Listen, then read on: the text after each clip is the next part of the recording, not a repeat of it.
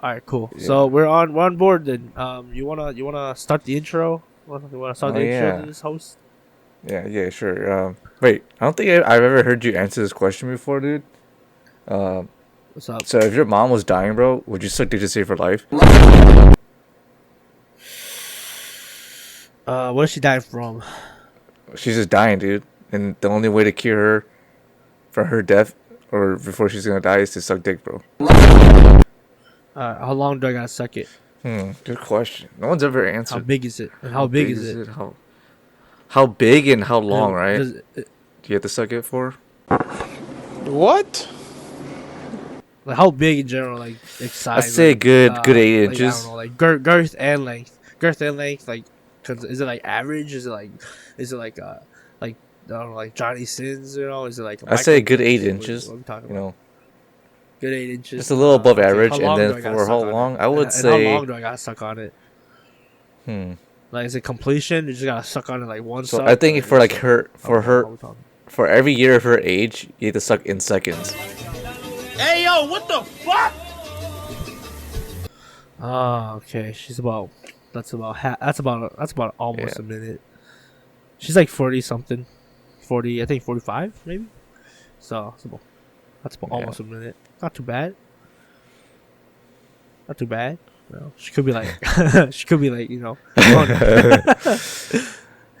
Honestly, she was 100. She off dead, dead. dog. She better off dead.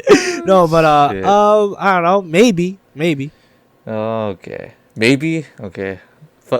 Maybe. Nah, my mom died. I Dog. My can't mom say. I died. don't know, dude. I don't know. Depends. Like if she survives, is it like a full recovery? Is it like partial recovery? You know, what's the quality of life looking? Damn, this dude. He's looking deep into it, man. What's the meaning behind it? Hey, oh man, dude. Hey, man, I'm a very think person. I'm not just gonna suck dick for no reason, right? Like, yeah, you say so. It's like my mom dying, right? But it's like, but what's the quality of life after it? You know, it's like if I break my leg, right? If I break my leg, I guess I'm still okay being alive, right? But it's like if I break my spine, dude, I don't know, man. At some point, just kill me, dude.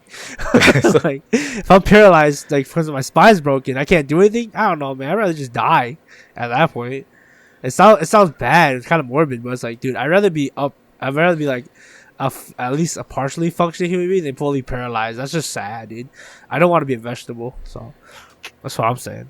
All right. So I was like, what's the quality of life looking like after I suck that dick? I guess it'd be a full recovery. Like, she'd be healthy. completely Yeah, healthy? she'd be fairly healthy. Yeah. Okay. Yeah. Yeah. I'll probably do it. I love my mom. A couple more years won't hurt. I say like she's gonna die in a couple of years. No, but like, yeah, I'd suck dick to save my mom's life if I had to. It's only 45 seconds. It's not like could be 45 minutes. So feel me. Yeah. I don't know. Would you suck dick to save your mom's Hell life? yeah, I suck the shit out of that dick, bro. Bring it on, dude. I'm saving my mom's life, dog. Oh shit! Okay, confident. Yeah, what that mouth do, dog? You don't want to know. Yeah, boy. All right, I guess we can start the Okay. intro. Welcome to the. Yeah, just keep that. That's our intro. That's our intro Oh, now. God. That's our intro. That's such a Just start long off one random question. 3 That's our minutes. intro now. 3 minutes of JoJo fans talking about dick. Facts. Can't be a JoJo fan without having a conversation about dick at least once. All right, welcome to the Scuffcast. I am your host today, Mr. 3 Inches himself, Brandon, and I'm joined today by the 8-inch connoisseur himself as well. This is the reason why you really call yourself 3 inches. This is the reason why I thought you wanted that gone. I thought you wanted that in the past. it's inside joke. No one understands it. It's okay. I think you want people to understand it, dude.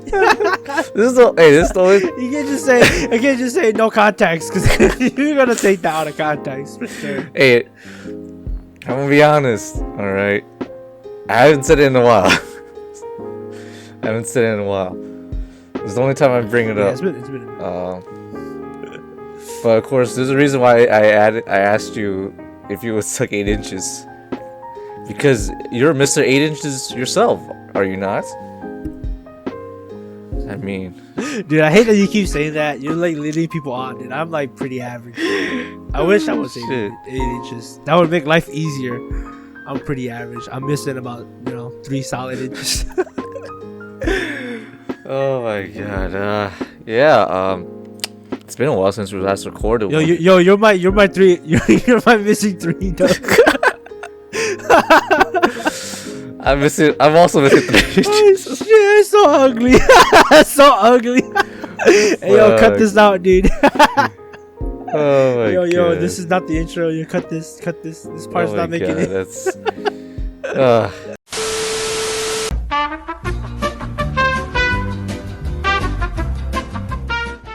But yeah, moving on. It's been a while since we last recorded. I think by the time this one will come out, it's probably be around like 2 months. Yeah, I think a solid Yeah, month and a half. We got delayed like 2 weeks. So what? We got delayed 2 weeks because I got a tooth infection, and basically I couldn't talk.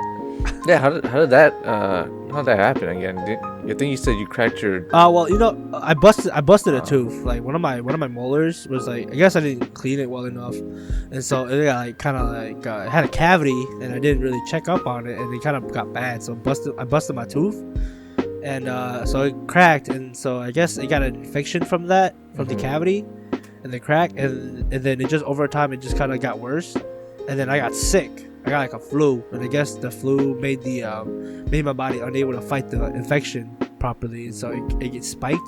And so after I recovered from the flu, the infection spiked, and then it got really bad. But I got some antibiotics, and then yeah, it's decent now. It doesn't hurt anymore, which is good, but it's probably still there. I did some research. Apparently, the antibiotics doesn't exactly kill everything. It helps kills a lot, but it doesn't fully cure you from the infection.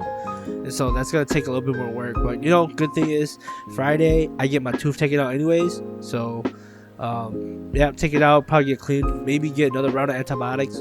But I don't know. We'll see. That's good to hear. Yeah, because when you said that, I was like, oh, well, that's not good. No, it's not. It's not good, dude. Tooth infections suck. So PSA people, go to your dentist, man. I don't know if you have a dental plan, but if you do, go to the dentist. It's like it helps. It would help you get your oral health up. I feel like oral health is like kind of neglected. I feel like a lot of people don't think about that as much as they probably should. I know I was one of them. I didn't really like. This sounds bad. It's not like I was like completely like disgusted or anything, but like I definitely neglected my a lot of my oral health a lot more than the rest of my other health issues. And like, dude, this is like for a period of time I didn't go to the dentist for like a long time. But like, yeah, I brush daily, but that's not enough. So it's good to go get your teeth checked out like at least once a year, right? At the minimum. The very minimum, at least once or twice a year. And so I didn't do that for basically throughout high school and like basically the beginning of college. And so yeah, my oral health kind of lowered, especially after I started drinking. You start drinking, and then there's some nights you're drinking and you don't brush because you black out. So yeah, I understand. Yeah. Though. PSA: go to your dentist. Go to your dentist. Your teeth need some love too. Yeah, I would.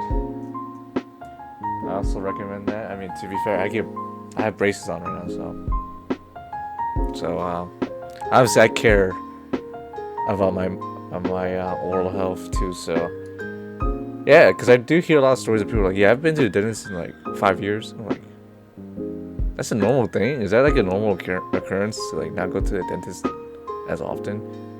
Because it might be for me. It might be. I mean, I don't know how like. I don't really know how the adult world works fully. I can't say I'm fully in there yet because I'm still in college. You're not exactly in the adult world yet, right? But like I know like dental plans, right? Dental plans. I know sometimes people can't afford it, especially if you're like lower income, and like I know like a lot. I'm not saying this is the case for like all, but like a lot of like immigrant families usually don't have access to it just because or like they don't know how to or how to properly use their dental plans because like it's something that they didn't grow up with, something that they're used to, right? So it's like a lot of times they don't know they don't know, or they don't have like the conscious idea of, oh, I should go get my teeth checked. I know, like for my dad and my mom, like, since they didn't grow up with like knowing how to like, properly utilize the full dental plan and everything, like my dad has like daily like has like I think 2 annual checkups that are fully covered by insurance, but he doesn't really go because he's like, yeah, because it's just not something he's used to, and so he does like, and he does brush his teeth a lot, you know, he takes care of his stuff, so it's like he probably feels like, oh yeah, I'm doing enough, which I think, you know, good, his teeth is probably in better condition than mine, but like comparatively, right? But it's like I think you should still go get it, but he's like, no, I don't need to, because if I go get it, then they're gonna be talking about all this and all that, and I don't know, I guess I think he might feel like it's a scam. That's probably just because of like his personal upbringing. Like, you know, he's not used to it, so it's just something that, yeah, it's nice, but it's not like a requirement for life. I think that's how he feels. So I don't know. I feel like that's the case for a lot of immigrant families, just because they're not used to it. They don't really know how to fully utilize it. I mean, heck, I was born here and I still don't know how to fully utilize it. So it's like, you know, I think it's just a good PSA for everybody to keep that in their minds, that, you know, if you have dental plan, you should fucking use it because you're paying for it. You know, it's not like it rolls over. Yeah. I guess just in general, I think, you know, more people are just scared to, I guess, get healthcare. You know. And yeah, I feel like there's a general distrust of like the health system. Yeah, I know my dad, he doesn't go to the hospital unless he really, really needs to. Unless he like breaks his leg, he's probably not going to go to the hospital. If it's something that Hmong minister can't fix, they probably won't go. Right. If Tiger Ball can't fix his broken leg, alright, I think it's time to go to the hospital here.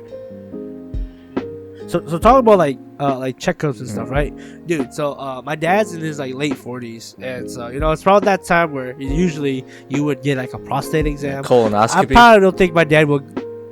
Yeah, or something like, I don't know what it's called, but it's like a prostate exam, right?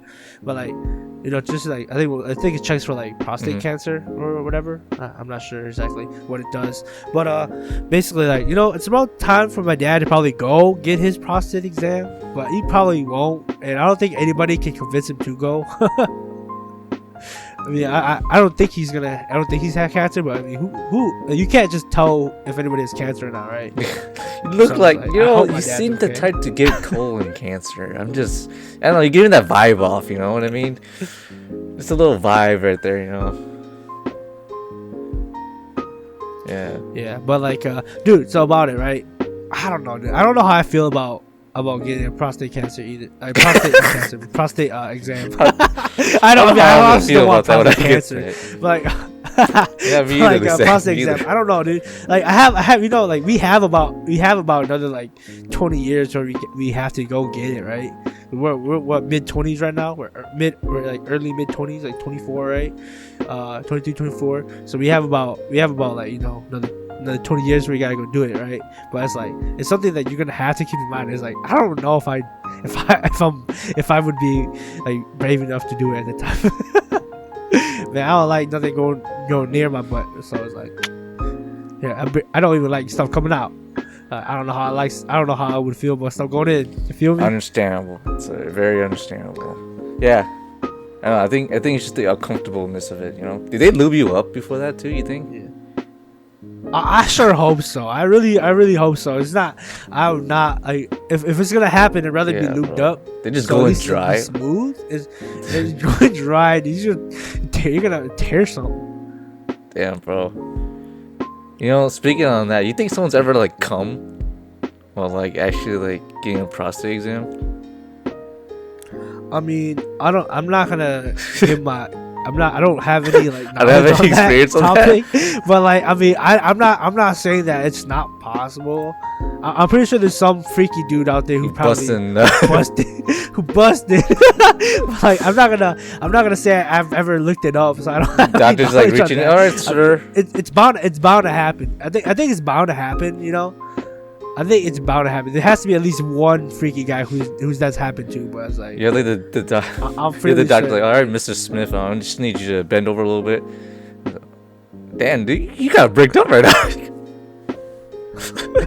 it was Dr. Dickinson. Oh, shit. Oh shit. Okay. Man, if there's any Dr. Dickinsons out there, I'm so sorry. Man. I'm so sorry. I probably offended at least one person. What the fuck were we even talking about? But Jesus man. Christ. This went from like checking up on these things up to prostates. I mean, it all kind of ties in. Yeah. It's just stuff. Healthcare. Yeah. Well, this was our healthcare PSA. Yeah. Get checked up, man. Get checked up. Get your colon checked, man. When it comes to that time, get your shit checked up. Yo, facts. You check yourself when you wreck yourself. It's not used properly, but it makes sense, right? All right. I guess we start going to the topics that I laid out.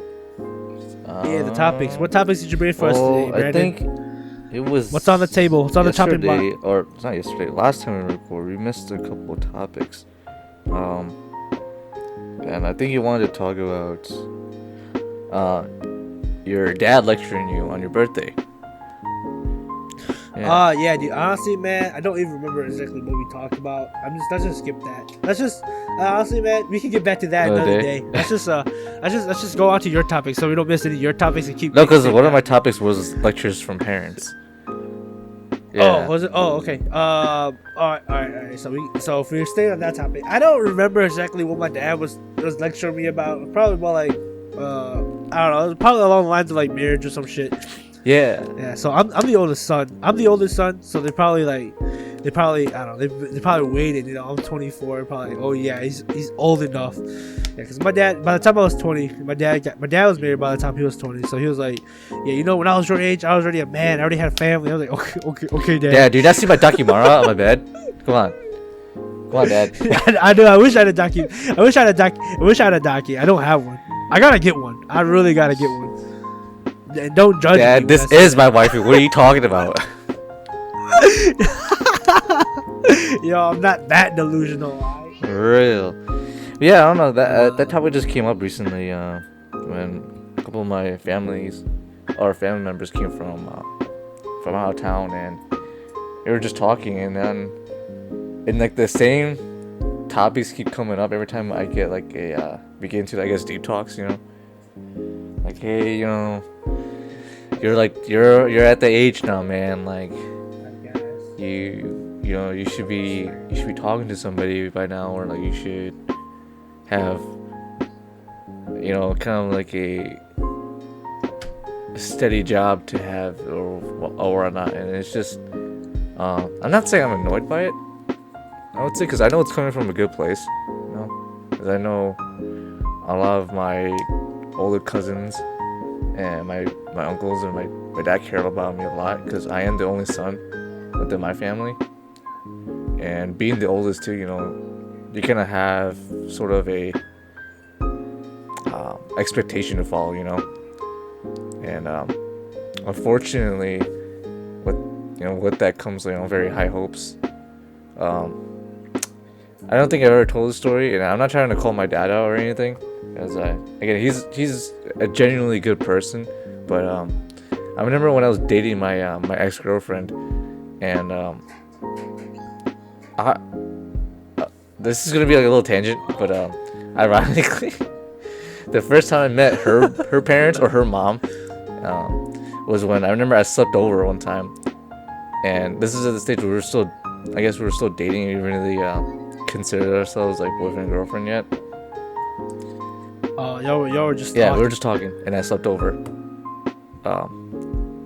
Wink, wink, wink, wink, wink. Wink. And I slept over, and then the next day it was a spicy sleep. It was very It was sleeping that hits different, you know. It just hits different. Yeah. It hit real different. That sleep hit different, but regardless, back breaking kind of hits. yeah. But anyways, basically when we woke up, I was like, man, I'm tired as hell. Like, holy shit, I didn't, because we stayed up pretty late. We watched a lot of movies that night. I think it was like, was it Netflix? No, ironically, no, it was not Netflix. It was not Netflix. We watched like a lot of movies that were like 2-hour long movies, and so we ended up I just ended up staying over because we stayed up to like 4 watching just movies in general, and so the next day I woke up, right, and I won't. Okay, I don't want to like hijack your story or anything. But you're not watching Netflix, right? So you're just watching some long 12-hour movies. And considering that this is a spicy sleepover, I'm just imagining it's just like clapping with like the hub on the background. oh my god. Just the drum line, just clapping to the drum line. Look, don't they have it during the movies, all right? Don't they have it during the movies? I'm telling you right now. Okay, I'm sorry. I didn't mean to hijack. That's just, that's where my mind's going. It's in the gutter. Anyways, right, go back. Sorry, I know this is. Well, I was rudely interrupted. Not this guy's story. But yeah, I remember I woke up, right, and then I was like, "Yeah, you got any plans today?" Because I'm just gonna head out in a bit. I don't really have. I gotta do some stuff at home. Like, I think we had to. I don't know, we were doing something later for just like a group of us group. I think we were planning to do something, so I was like, oh shit, I gotta head back quick. And then she was like, oh, actually my mom is coming to pick up something. Like, I was like, oh, when? She's like, right now. I was like, what? And then all of a sudden I hear like the door like opening down, because she lives in an apartment, right? She lives in the upstairs, and I hear her door open. I'm like, oh no, this is gonna be so damn awkward, dude. And Did you at least have your yes no the bedroom was no the they were bedroom off. was They were off. this guy, so the bedroom Okay, the bedroom was like I'm all the way sorry. in the back, so I had time to get ready and everything, and I was just like, okay, I gotta go. And then as I was leaving, I had to put my hood up because, you know, bedhead and everything, so I was like, oh, hello ma'am. And she's like, oh, hi. I'm like, and then I just walked out. I just like exited out of the apartment. Like, damn, that was like the most awkward interaction I've ever had in my life. Like, that was like the worst way to introduce myself to her mom. I'm like, That's okay, whatever. I don't know if that's the worst way. Okay, so I don't mean to tangent even more, but because I asked that because recently I was on I've been seeing a lot of these like YouTube shorts that are about Reddit, right? And it's like, what is one of the weirdest things you ever like experienced? Is like, yeah, so I was talking to this one girl in college at the time, and we were out partying, and we go back to her place, and so she's going to town on, and so like she's like giving him a blowjob, and then her mom her mom stops by randomly, and so like they're in the middle of the living room, and she's like going to town on his dick, and then she walks in on them. They're standing there, no pants, dick out. So yeah, I say that's quite a bit worse than how you met your ex's parents. That's true. It could have been a lot worse, but I still find it kind of awkward because it was like, No, definitely, it's still a little awkward. Like, she should have at least told you she was expecting guests. Like, she's just like, oh yeah, I didn't like. my mom's coming, but I'm not gonna say nothing. Like, that's just awkward for both you and like, the mom. Mom's just like, oh, what the fuck? like if I was going to like one of my kids' place and there's just like a random like person there, I'm like, yo, I mean, yeah, okay, but yo, dude, like at least tell me. I don't want to. Oh, it's weird. Yeah, that was pretty funny. And so how this relates to how my interaction was with my dad. Yes. So back to the main story. I remember I was like, you know what? I guess I could just hang out with my parents because they wanted to go eat at B-Dubs. So I was like, yeah, I'll just bring my girlfriend along because, you know, I haven't taken her out anywhere in a while. So I was like, you know what? this is like the one chance where I could take her out and have a good meal, I guess, as good as a meal can get at B-Dubs. So and we drove from Oshkosh to Sheboygan, and then they said their highs, and then as like my dad comes in, he like does this really awkward like white person smile, you know what I'm talking about, right? Like the like when like they do like the little like half smile where they don't show their teeth, they just go like the little cat. I forgot it was like the little cat. There's like a cat meme where like the cat has like the smile like just like puffing up like their cheeks up essentially. Yeah. But basically it was like he's like, hi, and he tried to shake my hand, and it was like super awkward because he went in with the left hand at first, and I was like, wait, what the hell? So he used to shake with your dad did this. Yeah, to you? went with his left, and then your dad's like, who the fuck is this? What'd you do with my son? No, well, to me, he was shaking my hand. Yeah, and then so yeah. he was like, hi, because he knew ahead of time that I was gonna bring her, and so he was just, So why was he so awkward? I don't know. Was just because was this the first girl you ever? Yeah, I guess so. Yeah. You ever like? Yeah, it was. It was actually was. Maybe he was nervous. He must have been either nervous. that's hella funny. Yeah, though. but that's hella funny. and then he's like, he tried to shake with my left hand, right? And I'm like, what are you doing? And I came in with my right hand, and he was like, oh, that's right, yeah, right hand. And then we awkwardly like shook hands. And I was just like, yeah, that's funny though. Like, your dad. Like, what are you doing? Like, you just can't normally shake my hand, dog. Like, you've done this like multiple times before. Like, I was just one time, it was like super awkward, but it was just, I don't know. It was, oh man, it was weird, and like the whole time, like my dad didn't really, get to know her. He just kind of just sat in silence. I don't think he, Asian parents, they want you to kind of just date in your own race, and so, and I think that's just that's a Asian thing in general, or just kind of like a not Asian thing. I don't know if it's an Asian thing in general, but it's very common in Asian cultures. It's very common in Asian cultures. I think it's like I don't know. I think it's at least I know for Hmong people, it comes out of a place of like trying to keeping the culture. What's the word called? Alive. Like essentially, yeah. Yeah, keeping the culture alive.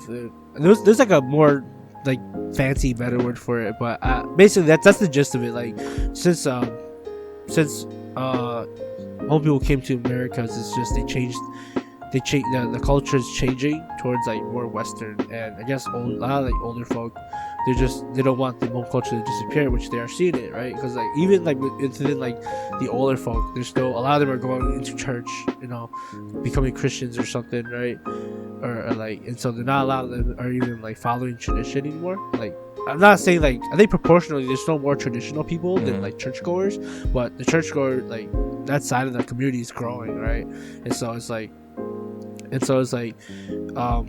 the culture is ever changing towards non-traditional Hmong, and I guess the Hmong, especially the Hmong OGs, are a lot more conservative. So I think it is more of just like not wanting to change because that means that the old stuff's gonna kind of disappear in a way. Maybe that's how they feel. Yeah. So I know for a fact that my dad wasn't too comfortable for that, and yeah.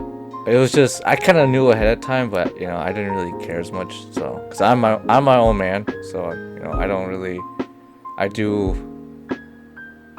what I can for myself, and I don't really care too much about what someone else thinks about what I do with my own relationships or my own free time, and obviously I do listen. I don't try to be a bad son or anything, but yeah, I could tell that he was very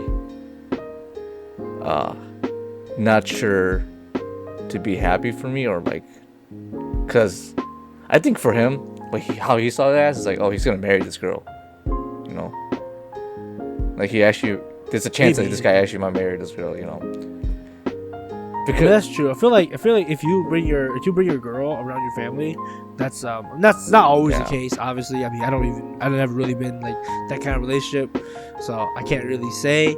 But I feel like a lot of times when you bring a girl to meet your family, that means you're closer. That's closer to the idea of marrying. Plus, if you're I don't know how your parents think, but if they're like most Hmong parents, it's like you're with somebody. Most likely marry that person. I think I think that's just a I guess a Hmong culture kind of thing, because no, I don't think back in the day, when people just went like, oh yeah, I was dating her and I'm not dating her anymore, I don't think that happened quite often as how it happens in the US, how people are like, I mean if it did happen, it's not like it was a named thing. It was just something that did happen. It wasn't like it was like the plan, right? Like I feel like Hmong people, if they don't have a name for something, they're probably not trying to acknowledge it, and so that's probably something that they didn't like. And so like I think for like most people, especially like probably like men, they probably feel like, oh yeah, they're more like oh yeah, I'm with them for a little bit, but if we're not dating, then we're not dating. We're just kind of like, I don't know. It's kind of like hookup culture. It's not like Hmong had hookup culture, but it's like, especially because like, you know, it's really looked down bad on for women to indulge in hookup culture. For men, it's fine. So, for guys, like it's kind of like almost like a power trip, essentially, to have that. Yeah, it's like I don't know, that's one thing. That's one thing about it that kind of sucks. But it's like, yeah, but like you know, I don't think like hookup culture was a thing in Hmong community, but it's like it's probably like it's not like it didn't happen. You know. Like people fuck, that's a thing. You know, it doesn't matter what culture you are. You know, people fuck, that's a thing, right? And so it probably happened, but it probably wasn't acknowledged. You know? It was probably like a background. Probably like thing. a secretive kind of thing. Like they just did it in silence, you know? Because I don't think. I mean, you see how the old houses used to look like. They kind of had to, bro. There's no soundproof. No soundproof. Yeah. If she's a moaner, or this guy's like fucking screaming out when he fucking orgasms. I don't think there's anything to hide from that. So unfortunately, it's like that one video you sent me, bro. You afraid to moan in your girl's ear? Man, I'm in her ears like, this is good, tasty. Yeah. That's so ugly. When I showed our other friends that, bro, like that was like just a whole ass meme for like a whole month, dude. Every time we would like eat something, we would just say that. Oh man. Yeah, dude. I mean, I've seen that a while back. That's always a funny video to go back on. Yeah, but yeah, I guess you know, this transitions into just Hmong culture in general, you know, because there's a lot of things that I don't really understand in a way, you know, of Hmong culture. Because more myself. Yeah, I feel like. Oh, sorry. But just so I can finish this go ahead. Thought process. But just for me, like, I wasn't really involved with a lot of like these, you know, how the OGs, do their own things, and I wasn't really at the table, or I didn't watch them do stuff at the table one night because my dad's not as traditional as my uncles in them. The older my uncles are, the more and more traditional they are too, but my younger uncles and aunts, they're very what's the word? It's not traditional, but I don't want to say liberal because I don't think that's not the right word I'm looking for. They're more open-minded, and so with that, like, just the whole I think I saw this for a while on Facebook too. Like, they're like talking about how like why aren't Hmong women allowed to be at the table,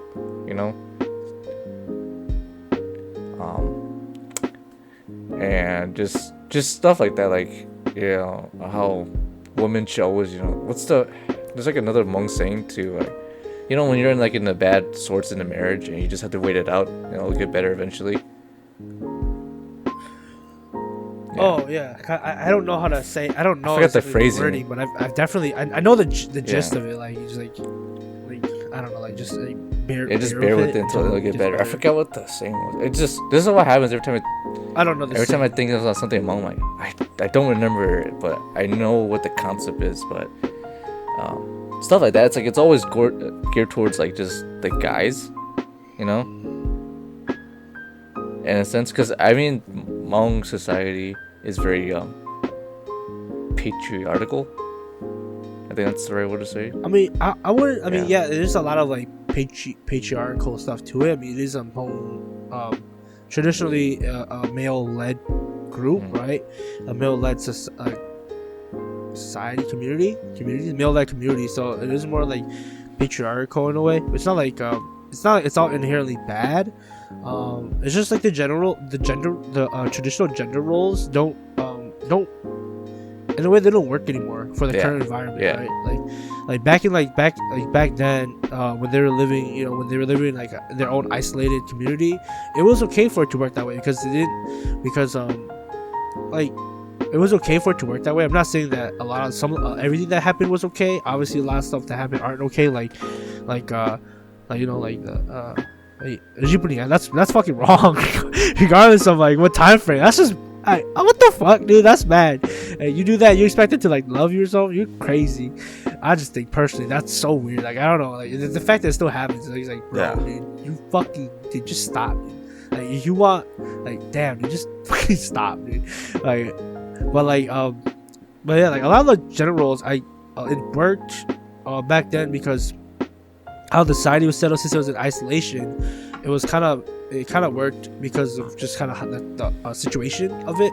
It kind of just worked. And so when we moved out and stuff happened, right? The culture clashes, everything, stuff happened. I'm not saying everything that the Hmong people are adopting are good, but it's not like necessarily bad either, right? Like the gender equality, I think it's okay. I think that's kind of something that's good that's happening. You know, it's like giving like women more access to like stuff like knowledge, like school and everything. I think that's good. That's a good thing that's happening. You know, makes the whole community better. You know, because instead of having only one side being educated, we have all sides being educated. I think that's better.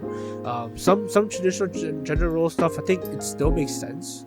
I'm not really like an expert. I can't really talk like that, but like I just feel like personally from a personal standpoint, I think like a lot of OGs are more conservative. They are more like not willing to change, and that's out of the fact that they feel like if they change the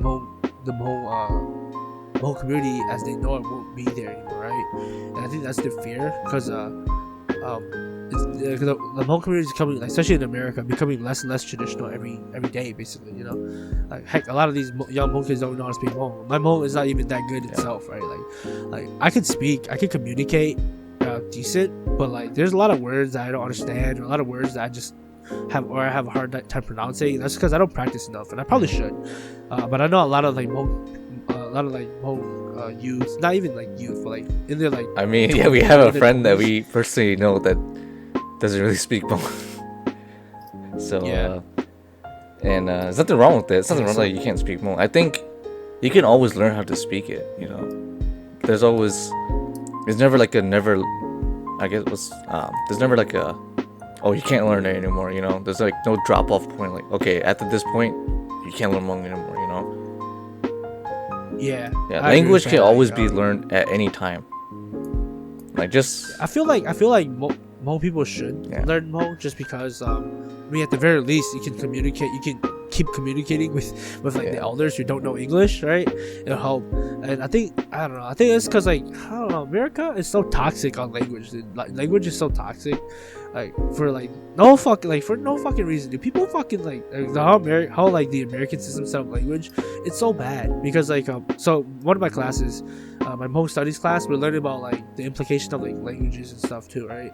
That's one of our readings we had to do for this week, and one of the documents covers the Chicano Spanish and like how the implications of how that is viewed towards like English speakers and more like proper Spanish speakers, and how that's looked down on, right? It's like, and that's the kind of bullshit that I mean, it's not only unique to the United States. Obviously, language is like a big community divider, and like trying to force like minorities not to speak their language allows you to control them better, which sadly just fact that's how people think, right?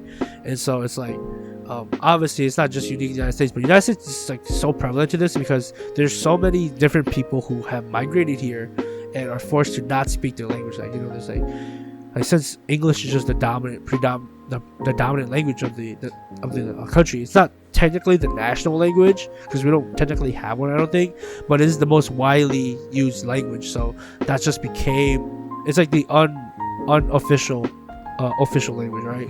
And so it's like people are always like, you know, I'm pretty sure you grew up and you heard like, oh, why don't you speak American, blah blah blah, you know that bullshit, right? I'm pretty sure you heard it too, right? And it's like, and so they like, and the whole and everything forces you to be good at it. Like a lot of I know a lot of Hmong kids growing up, they were in like ELL or ESL or whatever, right? And like to help you with your English. Yeah.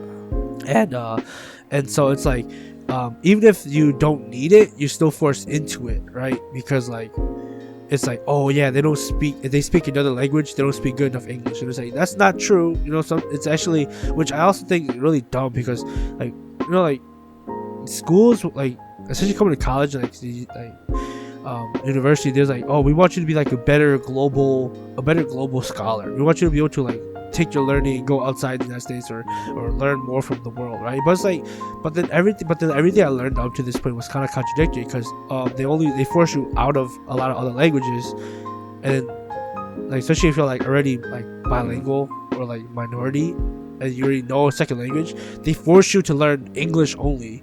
And then, you know, the stupid about English is you gotta learn it regardless, right? So it's like, why can't we just, because like I was lucky enough, I tested out of EL, so I was able to, you know, just do regular stuff, and then I was even able to learn like a third language, which was like Spanish, right?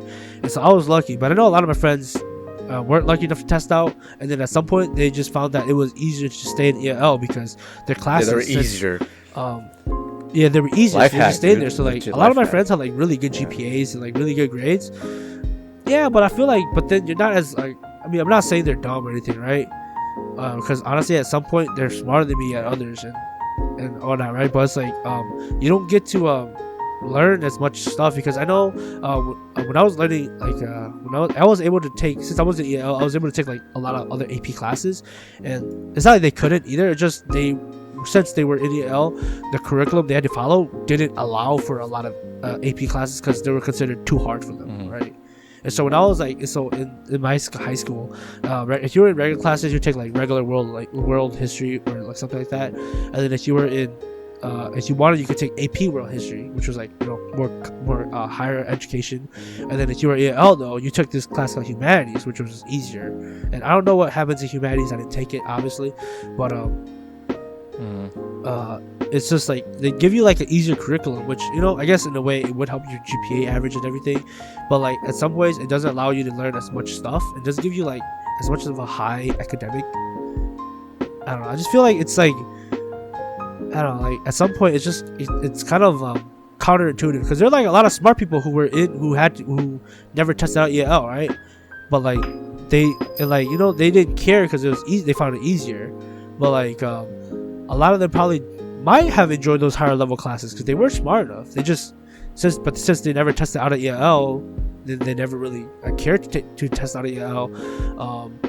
It just they weren't even given the opportunity. You feel me? That's what I'm saying. Like they don't give you the EL, kind of like snubs your opportunities because of how your curriculum is viewed in a way. Yeah, it was yeah. I really don't know what else to add on that topic, to be honest, but it's just, yeah, I don't know. This got very deep very quick. I was saying just, you know, Hmong culture. No, I mean, I think it's true though. It's just something I don't think I can understand at the current moment for me. Yeah, I think it's more because I think that might be due to how a lot of OGs kind of teach it. Like it's not. I know from at least my parents, right? My side of my family, they don't really. They teach you a little bit here and there, but they're more of they have really a strong mentality of, oh yeah, just like it's your culture, you should just learn it on your own. Which that's a bad way. It makes sense that you should be able to learn it on your own, but it's kind of it's a bad way. In a way, it's kind of bad mentality because especially here, considering the situation in the United States, there's so much going on here, right? You could completely leave the Hmong culture and you can still find something you can do, right? And so it's like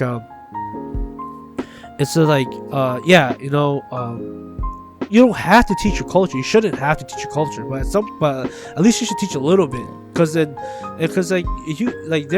halfway expecting you to be able to just want to learn it yourself or stuff. But like a lot of that stuff, it's like little kids aren't gonna be interested in some of that stuff. Like a lot of like the traditional like I don't know, like drinking like drinking culture. In a way, like not just like drinking in general, but like, you know, for like special events, like players, you know, like the gang players, you know, like for weddings and stuff, like, you know, the drinking stuff. Yeah, I mean, a lot of young kids are not gonna be interested in that because it's like, I don't give a fuck about these people getting married, dude. Like a lot of little kids don't even really know what liking somebody is, right? And so it's like, and they don't have the attention span to learn something. So like, it's not like it's hard to learn, but it's like but it's adult stuff, right? It's a little bit complicated. A lot of kids aren't gonna want to learn that. Even when you're like in your teens, you don't really want to learn. See, my dad would take me to a lot of funerals and stuff to try to like learn and meet my family and everything, right? But it's like, you go there and everything's like, and like, this is kind of thing, right? It's like one side super serious, the other side it's like away from the more serious stuff. So people do a lot of stuff, right? But my dad, they're very they're kind of strict about that. They're like, when you go to a funeral, you shouldn't play cards, you shouldn't really drink, like just for fun, because that's disrespectful, right? And like they view people who do that like not the best, because it's like, you're at a funeral, you shouldn't be there to have fun. Right? Funerals aren't fun. You're not supposed to be there to have fun. So why are you trying to have fun, right? It's disrespectful, especially if you're related directly with the person who passed, because it's like you're looking down on your own person. It's like, what the fuck? Like, if you're gonna look down on your own person, who else is gonna look down on your person, right? And so, but they're really strict on funerals. And so, as a kid, you want to have fun. You don't want to just sit there in like silence or sit there and not do anything, right? You're little, like, especially as a kid, I couldn't sit still. No kid can really sit still. I had to do something. They can't. It's just almost impossible. No kid can really sit still. Yeah, like there are a few kids. I kind of envy some kids who can't sit still, because like it just, it's like they can. So then like they're more like, at least then they would be more okay going to like sit through stuff like that. But most kids can't sit still. They had to do something, right? They sit still, their mind goes blank. They get really really bored. And they get fussy. I was kind of like that, and so it's like my dad would take me, and I was around like, I think he started when I was around 10, right? 10, and then it kind of stopped when I was around like 16, because I don't know, I always found this super boring, right? Because as a kid, 10-year-old, you go to a funeral, you don't want to be there, nothing's there. You see other kids, you want to play with them. No, I would get lectured because I'm not supposed to have fun, right? Like I said, and yes, they could be more understanding, but the point is they were trying to drive the fact that, funerals are serious things. You're not supposed to have fun because it's a funeral. You're not supposed to have fun, so you can't play games, you can't go play cards or checkers or whatever, right? Sit there, you're supposed to sit there and listen to these adults do adult things, and you're a kid. I was a kid, I didn't understand anything. Like, I wasn't a smart kid. I was smart enough. I wasn't like exceptional, right? I was pretty fucking average. And so I'm sitting there and like, yeah, I can understand some stuff, but a lot of stuff I couldn't understand either. Plus, like, even as an adult now, like a lot of the stuff they talk about, it's still hard to process through, because like half the time they're not even talking in like regular Hmong. They're talking in like the funeral songs, and they said you should learn all these funeral songs or how these funeral songs work. And yeah, I think it's good. It's good to know, right? It's good to know about it. So at least you can, if you needed to, you can partake. But it's like a lot of it is so hard to understand. It's so hard to understand now, because like it's, I don't know. For me personally, a lot of it is like there's a lot to process, and I want to say I'm a quick learner, but I'm not really a quick learner. And so, especially when it comes to like just like physically fully oral learning, I'm a visual learner, right? If you tell me how to do something, I can get the gist of it, but I won't know. I don't really know it, right? I'd have to actually like do it and practice it and do it, like especially like so like examples, like when we play games, I learn better playing the actual game than learning about the rules first, right? Like, yeah, it's good to know about the rules so you can learn how to play, right? But it's like if I already know somebody who knows how to play the game, I'll probably talk to them first. That way they can just teach me how to play it by actually playing the game. The only way to get better at something is to practice it. So yeah, and like and on that thing, a lot of like traditional like OG Hmong people, they don't go out of their way to teach you how to do it.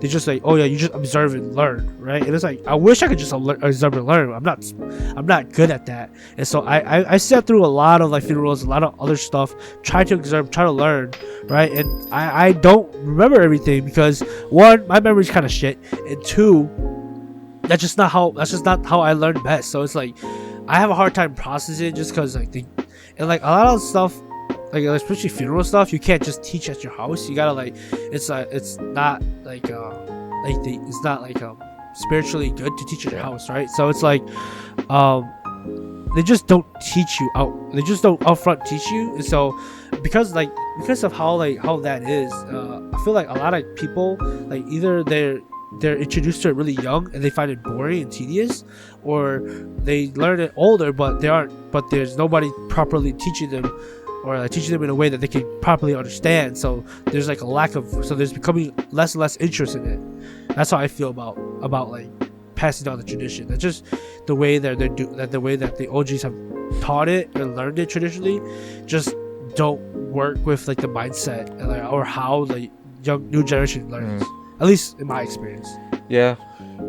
Like I can relate to like how you said, like when you're young and like you're just in your teenage age, you don't really want to learn.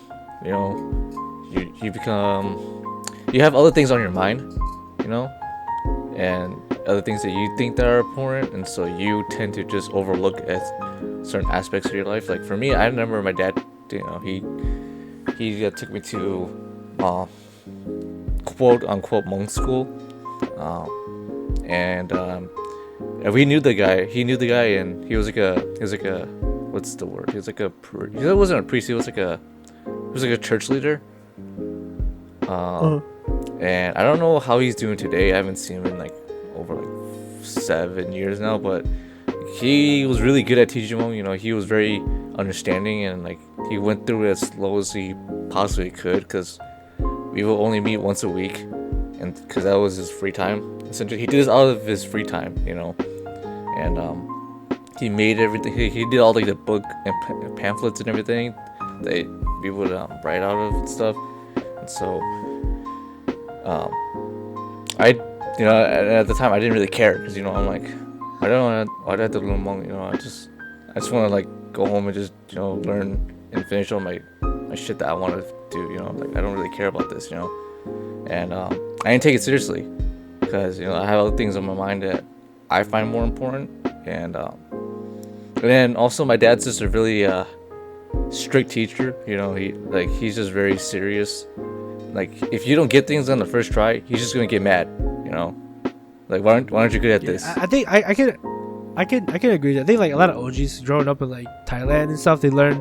I don't know how Thai schools are, but I feel like they're more strict in a way, because I heard stories of my dad them learning, and I guess like back then it was the 70s, 80s, right?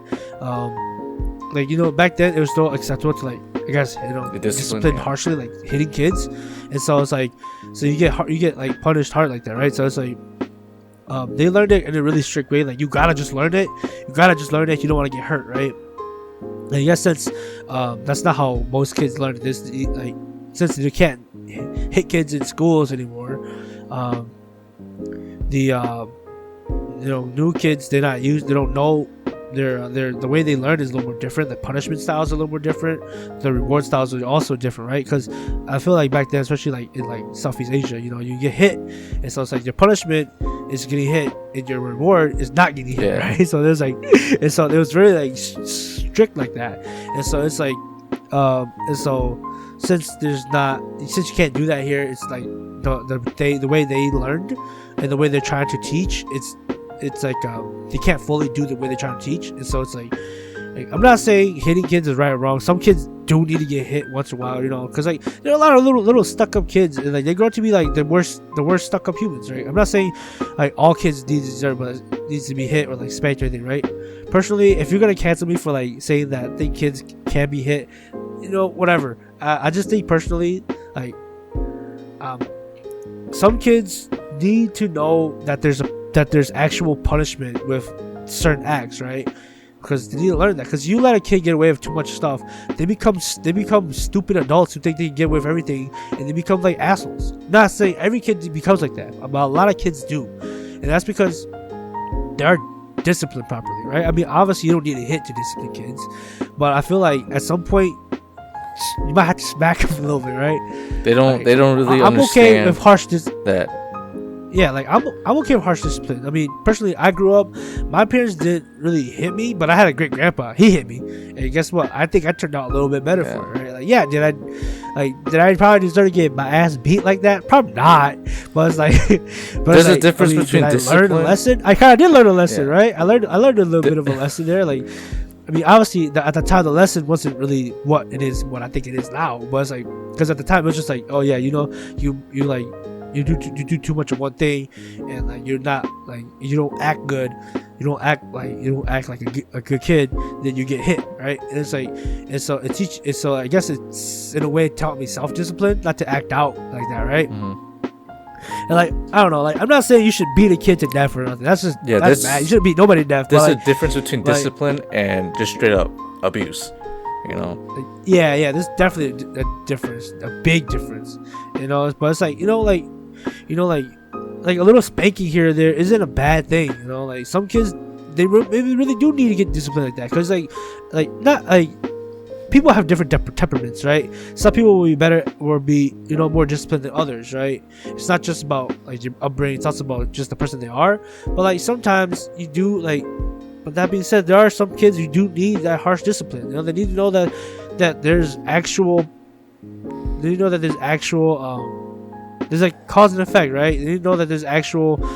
There should be times where they can or can't do stuff, and I feel like. And I feel like it's like it's tough to make, and I'm not even a parent yet myself, but so it's like a tough thing to say, right? But I feel like just in general, a lot of people who are like assholes are because when they were younger, they were given a lot, and like they were never really taught how to they were really taught like how like punishment, they were punished properly, or like taught how to be disciplined in the correct way. They're just like given free will. As a young kid, so they're like assholes. So they just became assholes, and it's like, wow, that's like horrible parenting. Like, yeah, your goal shouldn't be to hurt your kid, but so you shouldn't just go out and beat your kid, right? For no reason. That's stupid, right? And like you shouldn't use beating as your primary way of discipline. But I'm saying like a beating here and there isn't bad, because a lot of people who have gone through like beatings as a kid, yeah, sometimes there is resentment, but a lot of times it's just like I understand, I wasn't like the best kid, so it's like it taught me how to be better, I guess. It's like introspective. I'm getting off topic, and I feel like I'm getting into territory I probably shouldn't be getting into. Hold on now, you're getting into cancer territory. That's just how I feel. Oh, chill.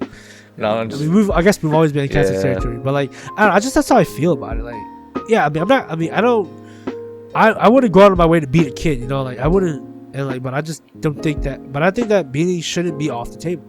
Right? Like, it shouldn't be your main source. It should be your last resort. But like, but when that happens, like, they probably deserve it, right? Like, I'm not. Yeah, like I said, I'm not gonna beat them like to death or like hospitalize them or anything. But it's not like I got. It's like to teach them like there's actual consequences to what you're doing. Like, you want to be like.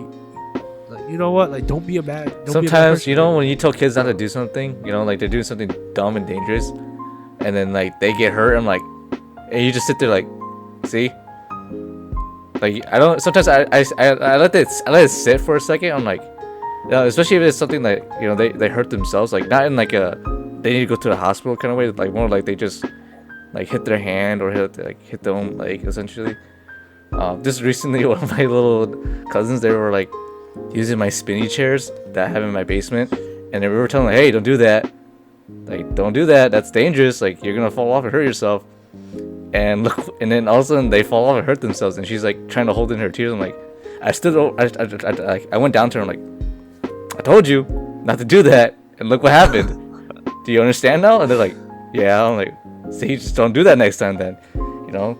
For me, like sometimes I tell them like, hey, stop doing that. And then there's a point where like you can only say so much, until like they hurt themselves, and then or they do something. Bad, and then I kind of just sit there and I let them stand, let it sink in for a second. Like, do you understand why now? Everyone told you to not do that.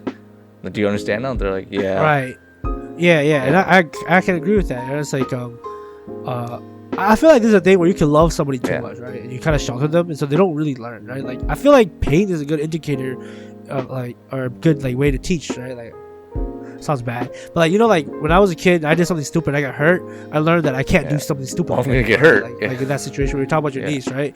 Yeah, so it's like getting hurt is like nobody wants to get hurt, but you getting hurt, you learn from getting hurt, right?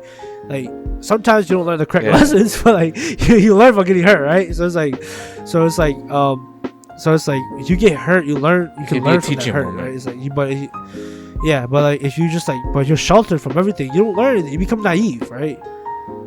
You become naive. You like, yeah, I get it. Nobody wants to get hurt. Nobody wants to hurt anybody else, right? Or they shouldn't want to hurt anybody else. But it's like, but it's like, but pain is a good learning. Like as a kid, you do something, you hurt yourself, you learn that you shouldn't do it anymore because pain isn't good.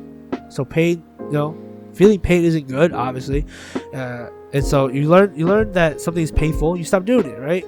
It's like I feel like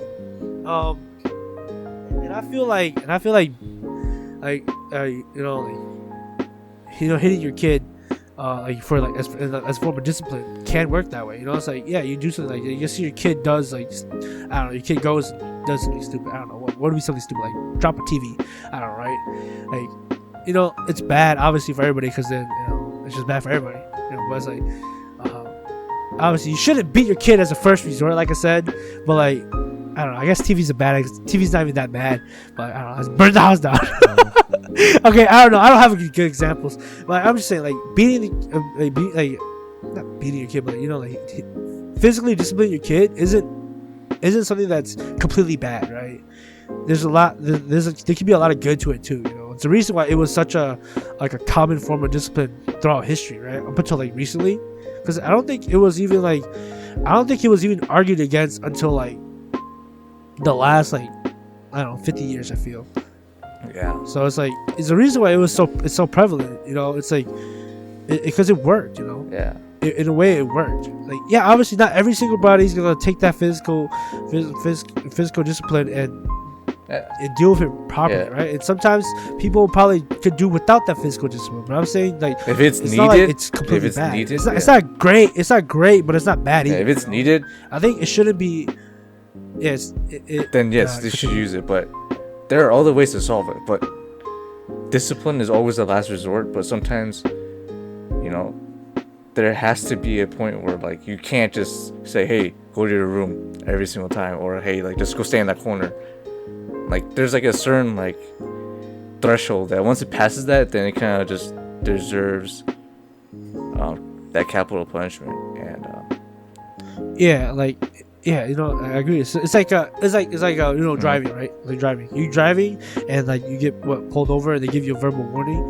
You're not gonna give a fuck, dude. It's a verbal warning, right? It's like, oh, then I can just get away from it again, right? But like if you go and then they give you like a ticket, or like you just get fucking jailed, and it's like, okay, so now there's real consequences, right? And so it's like that, because like even then people don't like, care too, so right. But still, like, I think that's still just like smaller. You can like lower the amount of people who are willing to do something stupid like that, right? I don't know. I'm just saying, like, I don't think this should be your first resort to physically discipline a kid, but I don't think that should be off the table completely, because some kids, like I said, like some kids might need it, some kids might not, right? Some kids might just be able to be a good kid on their own, or just through verbal warnings and stuff, and some kids might need to be smacked a couple times. Yeah. What's wrong with the bad thing? It's not you want. It's not you're out there to kill them, right? It's not you're beating them with like. It's not you're beating them with like a bat and like breaking their back or nothing. It's just like it's like a little spanking. It's like it's not even like that bad. You associate a little bit of pain with the bad behavior, and it's like, yes, you don't want to get hurt, and you don't do it, right? And it's like it sounds bad, it sounds manipulative, but but then you're teaching them like there's consequences. You're teaching them that the difference between right and wrong. So I think it's okay. Yeah, like what's wrong with me Batista bought me a little kid into a table, man? No, that's not what I'm saying. Dude, oh my god, what's wrong with me that freaking giving a little kid an RKO, man? Like, come on, like sometimes that little shit deserves it, man. Come on. If I want to punt this little kid, let me punt the kid. Come on. Jeez. That's not what I'm saying. That's not what I'm saying. That's not what I'm saying. That's not what I'm saying. Oh, man. Like I said, it's not a first resort. It's not a first resort type of thing. And I don't think, but like I'm not saying it's off the table. I mean, that's how it is. My future partners out there listening to this, and I'm saying it. Like, if I have to, I will physically discipline my kid. If he does something stupid enough. I'm not. It's not. They had to have the asterisk. I'm not gonna go out there just to beat them. Like, I don't want to just beat my kid. That fucking boondocks. I don't want to just beat my kid. They just get you having fun. yeah. Oh, my sweet baby. Man, that just get you trying to have dreams and fucking accomplishments. Bam. Yeah, I fucking love that stuff. But yeah, every time I have to do. I actually have to go watch Boondocks. I've seen a lot of clips. Yeah, that's how I feel like how people see like child abuse or discipline. They kind of see it as, oh, this is a full evil, instead of like There's no gray area for them because they think hitting a child is like evil, and like there's like no context regardless of the context, it's bad, and so yeah. Right. And like, I don't like that mentality. Like, everything's a fucking gray area, Like everything's a gray area, Everything can have a gray area, right? Nothing's truly black and white. Like, not even black and white, it's black and white truly. And so it's like, yeah, like, I'm not saying you should go out of your way to beat a kid. I don't think that should be your first thing you should do, right? Your kid, talks back. I don't think the first thing you do should be like grab a belt and just smack him. But it's like, so yeah, first you talk with them, right? Yeah, you got all of it. Talk with them through is better, right? Talk with them in a way that they can understand. It's better. That way you can keep violence out of it. You shouldn't resort to violence because then they can also internalize that, oh yeah, if I don't get what I want, I should be violent. That's not how it works, right? That's not good either. That's one of the bad parts about physically disciplining your kids, is that they might internalize that as, oh, if I don't get what I want, I should physically beat on somebody, because that's kind of what that's what they can see from you beating them, if that's the first thing you do, right? And so I don't think you should use violence and like physical discipline as your main form of discipline, but I don't think that should be off the table completely, because some kids talking with them verbally, they don't listen. Like, I've seen a lot of kids who like I worked at this one arcade place in high school, and you see a lot of families come through at an arcade, right? A family arcade, you see a lot of families come through, and some of the kids, they're unbelievable. They don't listen to the parents at all. Like, they're so bad. And you know what, I'm not saying that maybe they don't discipline their kids well enough. They probably don't, like, just even verbally. But it's like, it's like, yeah, some of these kids, they if I was a parent, I'm like, dude, you're a little asshole. I might smack you. I might have to smack you one of these days, right? It's like, I'm not saying that should be what they should do all the time, but I'm just saying that's not something that should be completely off the table, because some kids do need a little bit of association, right? Like that. It's like, it sounds bad, right? It sounds bad, but it's just a fact. Some kids just don't take verbal warnings. Like, they just don't give a fuck about verbal warnings. Like, oh yeah, just saying that's not gonna do anything to me. They have to be shown, like, oh, there are consequences. All right. Yeah, I get their kids, right? So, but like, so it's like, I'm not beating them, right? I'm not like curb stomping them. I'm just saying, like I said, go back to the thing of like learning from pain, right? Pain is a good way to learn, right? Like, you do something, you get hurt, you learn not to do that again, or you learn how to do whatever you're doing. I don't know, better. I don't know. That sounds convoluted, but like, I get it though. I get what you mean. But you know what I'm saying, right? You know what I'm saying, right? It's like, so it's like some kids might need a little bit of beating. Like I said, that's not like all kids. It's not even like most kids. Just some kids are like that. They might need a little more physical education than others. Understandable. Not right either. Right. Physical discipline. All right. Not physical education. Physical. Whatever. You get my point, right? Let's not get into cancel territory here now. I'm just playing, but we've been in cancel territory for the last 20 minutes, dude. I'm just saying, I don't give a fuck. You cancel me if you want. I know any physical discipline is considered cancel now. I'm just saying. Yeah. I'm just saying. That's my point of view. That's how I will raise my kids. Obviously, I'm not gonna go on my way to again. beat them. I guess that's just OG mindset versus new G mindset. That's just how it is. But I guess we can move on. I think we said our piece on this topic, so. I didn't think that. What else? What else we got? What else? Well, that cleared out two of my topics. So, I guess we can go to so next topic. Work stories. I guess work stories. Yeah. Oh my god. Okay, you know what? No, since I was talking about my workplace. You always talk about your workplace. So I wanted to hear like, what's going on? What's going on, dog? So some of my work stories at the arcade.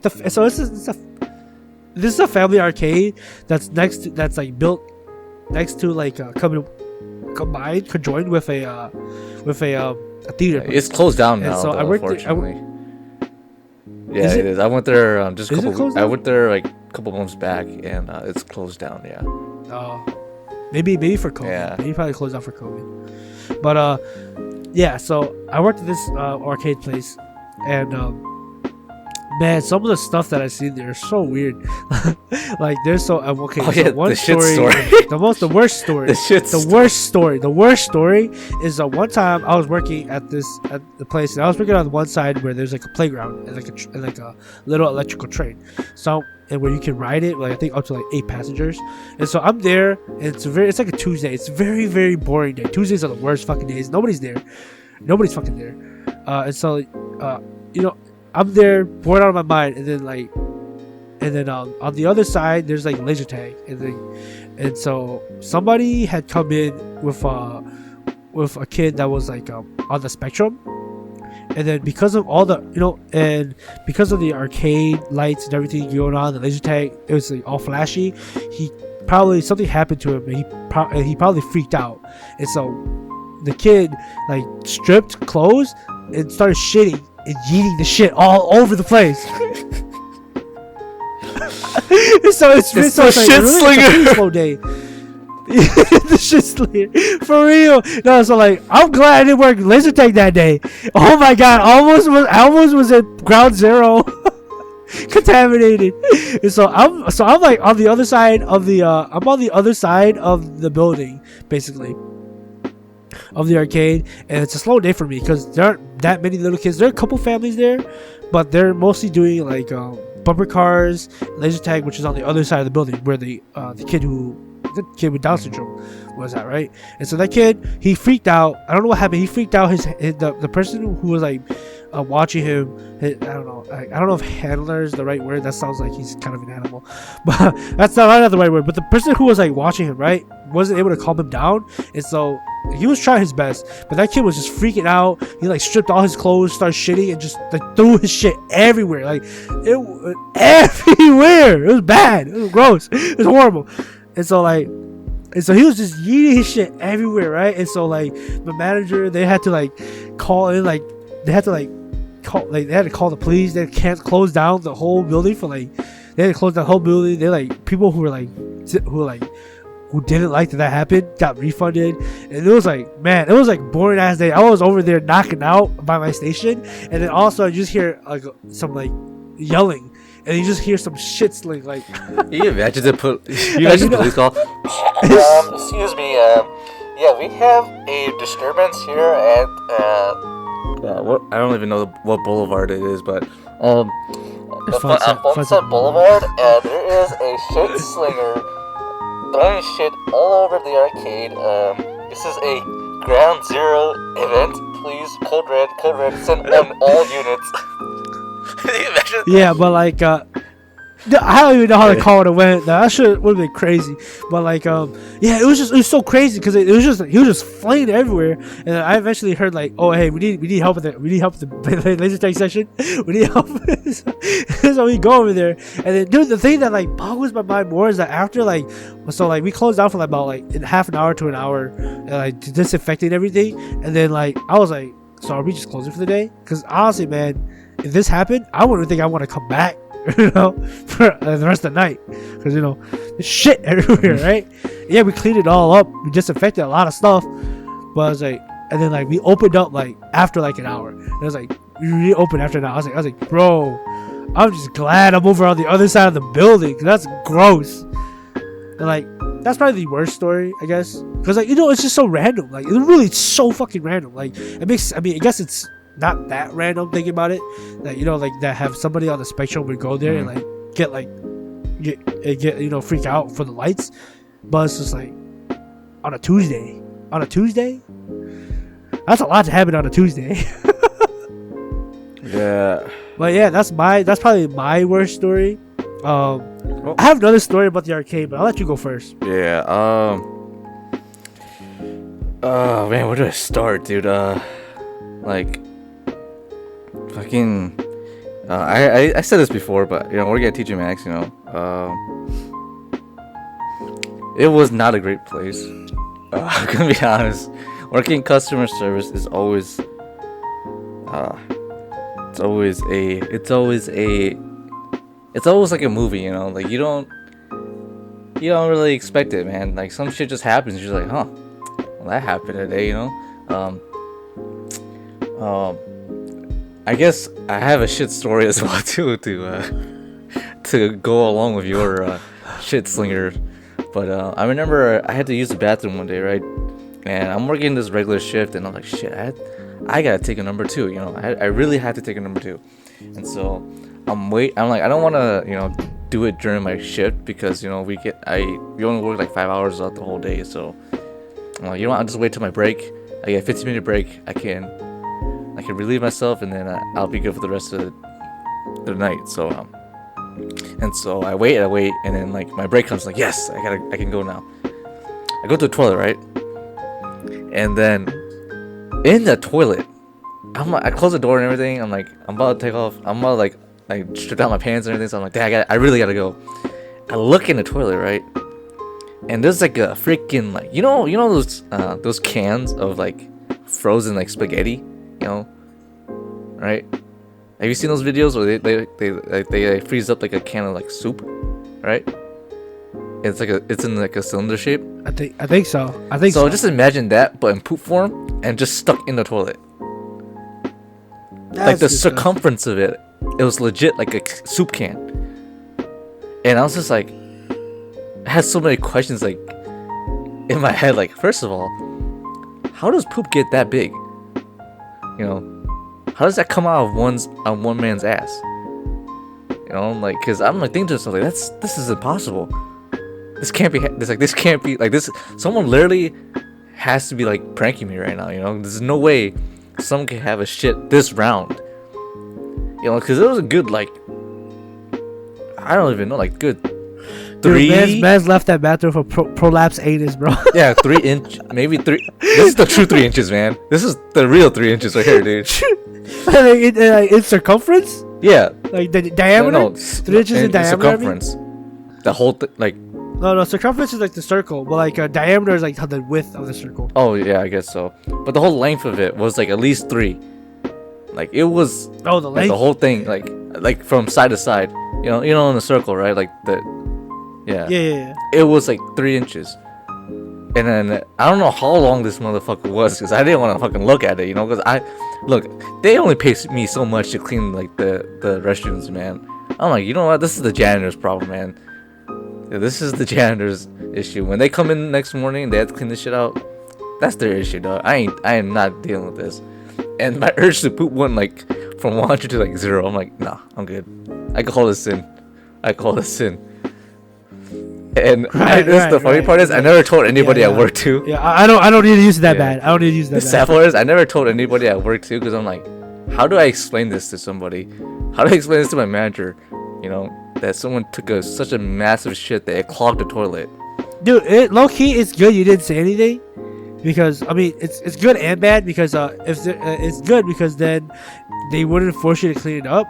But it's bad because the last person they see leaving the bathroom would have been you. Yeah, they're like, so that's something they didn't catch you in 4K, bro. Take this shit? I'm like, even though it wasn't you were the last one to leave the bathroom. Hopefully you were the last one to leave the bathroom. Hopefully you weren't the last one to leave the bathroom. But if you were, they're probably like, man, this guy, shit, what kind of asshole, what does he eat, dude? Man, you're walking kind of funny. Yeah, stick up your ass, dog. What's going on here? But I don't know. It was bad. But like, I guess the worst customer experience that I've had was this is one dude. I don't know if he's homeless or not. He doesn't seem like he's homeless, but he's very raggedy, because he dressed like he only owns one pair of clothing. But he has but I've seen them in multiple clothings before, but he just dresses like he's homeless, or like he doesn't have like a washer at home. So I'm not trying to be offensive, but that's just how he looked like, right? And he's the same age as like maybe me, like just probably a little bit older. But this dude, he'll come in at nighttime. This isn't like, if it was in like during the day, like when we were working and everything, that would have been fine. But this dude comes in literally as we're closing, and unfortunately, if you work in retail, you have to help the customer out first before closing up. So as long as the customer stays in, we can't really force them out. especially at TJ Maxx. You can't force out a customer to leave, so they can stay there as long as it like, unless it's like an egregious amount of time, like they like just staying there for like a whole hour or maybe 30 minutes. But yeah, this time this dude came in this one time. This is his first time he came in. I remember the first time he came in, he was like very rude, because I remember he like, this is around during Christmas time, and he was basically like catcalling one of my coworkers essentially, and it was extremely uncomfortable when she told us like what he said, and I was just like, what did he like say? he was like, what did he say? Would I feel uncomfortable? He was like, said it to me? Like, you know, the play on like the ho ho ho kind of thing, you know. Like I want you wrapped up underneath my Christmas tree, you know, so like something like that. Yeah. Oh, that is. It's just yeah. like, oh, that's kind of Okay. fucking weird. Okay.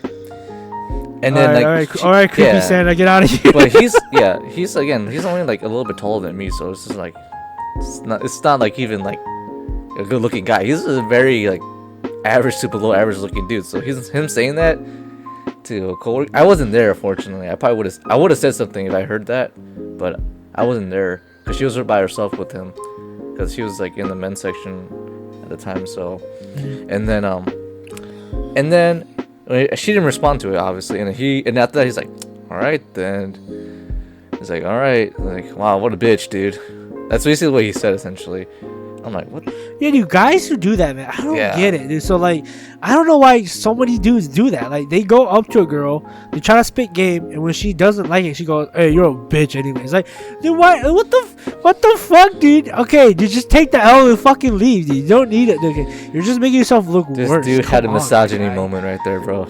That's Dude, yeah, like, that's so dumb. Like, yeah, you know, obviously, yeah, you know, yeah, it sucks that you get rejected, you know. Obviously, I've talked to girls, I got rejected too, but it's like, my ego is not so fragile that that having a girl say no, I'm good is gonna This kill dude- me. Like, dude, just walk away, dog. Oh this my dude god. went from my lady to misogynist in like within like a 5-minute time frame, dude. Or like less than a 5-minute time frame. It was hilarious, but that wasn't Dude, I don't get that, dude. that wasn't just So only the bad weird. part.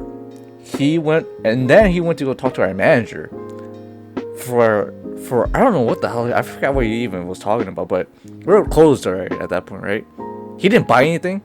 He was just talking to my manager, and then I remember we were all just like sitting there like, why aren't we closed yet? Like, we gotta, I guess like So 10. you tell me this man came in and just to be toxic?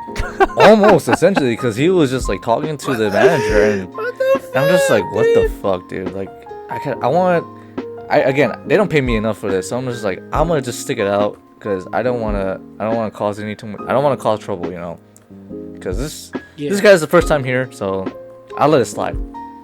A couple months later, you know, and this is at this point I was like really, really sick of like, you know, working at TJ Maxx, but I still wasn't there to like push, like to like, I want to leave, you know. But this specific incident made me want to like, okay, I'm like, once I'm done with school, I'm done. Like, I'm actually like quitting. I'm never coming back to TJ. He came back again, right? Again, same time. He came at fucking late as hell. We were already closed.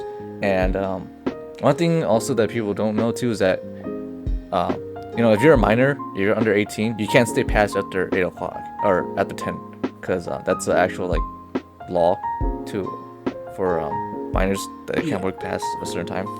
And so this dude, you know, we closed at 9 because, you know, COVID and everything, so we closed around 9 now. And this dude was like, I actually want to talk to you about, like, you know, an opportunity. You know, I actually want to make a theme song for TJ Maxx. I'm like, oh, I was like seething in rage. I'm like, this guy is making us stay late for no reason other than he wants to make a fucking theme song for TJ Maxx. I'm like, dude, you're talking to the wrong people, dog. We just work for TJ Maxx. We can't do anything. We're not corporate. And this man thinks that we could just hand out information like it's nothing. Like, oh yeah, can you guys give us like just the information of, like, you know, your bosses and everything, like their contact information? Like, no, you can't do that. Like, this guy, Right. Like, you don't even know the information that he's corporate with, right? So she was talking to our Like, manager. No, what he the was talking to fuck? our manager, and even she was like, yeah, we can't do that. We just can't. We can't just give information out like that because again, it's a privacy thing. You know, you can't do that. Like literally, any company you go to, you can't just go to like, hey, what's your boss's phone number by the way? What's your contact information? You know, you have to go through a screening. You know, obviously, you can't just ask like a random freaking like person like, yeah, can I talk to like the CEO of Apple? You know, can I talk to Bill Gates? Like. It's like that one Caleb City video. It's like, I want to speak with the president of the United States of America. Yeah. That's what he was doing essentially. Like, dude, I can't do it. Like, we can't help you out here, dog. Like, you have to go through like the corporate email, like literally like you got to email TJ Maxx and them. Like, we can't do anything, dude. Like, we can't give out like private information like that. And he just kept going on and on how much he loves TJ Maxx. Like, dude, no one cares. We literally do not care, man. Like, I'm sorry, man. I don't care how much you love TJ Maxx. It's not gonna. We can't do anything for you, dog. You should have just gave him an application like, you love it so much, why don't you work here? Then you can talk to the boss, right? I don't think he was looking for. He was just looking for a handout, essentially. Not even like a job handout. He was just looking for a handout, and. It was to the point where I literally wanted to go up to the dude, right? I'm like, dude, I don't care, man. Like, can you just leave? Like, everyone here has to go home. They got shit they gotta do. This is a school night. Like, come on, man. Like, don't hold everybody up because of like, your own personal fucking gains, dude. But luckily, my manager was a very cool head, and she was like, yeah. Like, we can't do that, unfortunately. Like, you know, so and it's like it's getting kind of late, and you have to kind of leave. You know, we have to close it. And she's like, the guy's like, okay, I understand, but you know. You let me know. You got a phone number, right? You know those type of people. Like, let me know, bro. Yeah. Like, I'll let you know, man. Like, I'll call back. You know, I'll come back and just talk to you guys. But it was at that moment where I was like, dude, this is worth it, man. These fucking like $11 I'm getting paid, which is actually pretty high, for TJ Maxx, because everyone else was getting paid like 9 or 10. So I was getting like the good end of like I was getting basically paid as much as like a coordinator almost. So I was living the high life working there essentially, but it was like to a point where like, dude, this $11 is not justifying like the shit I gotta fucking deal with, you know. So yeah, dude, honestly, any like customer service, most people don't get paid enough for what they deal with, dude.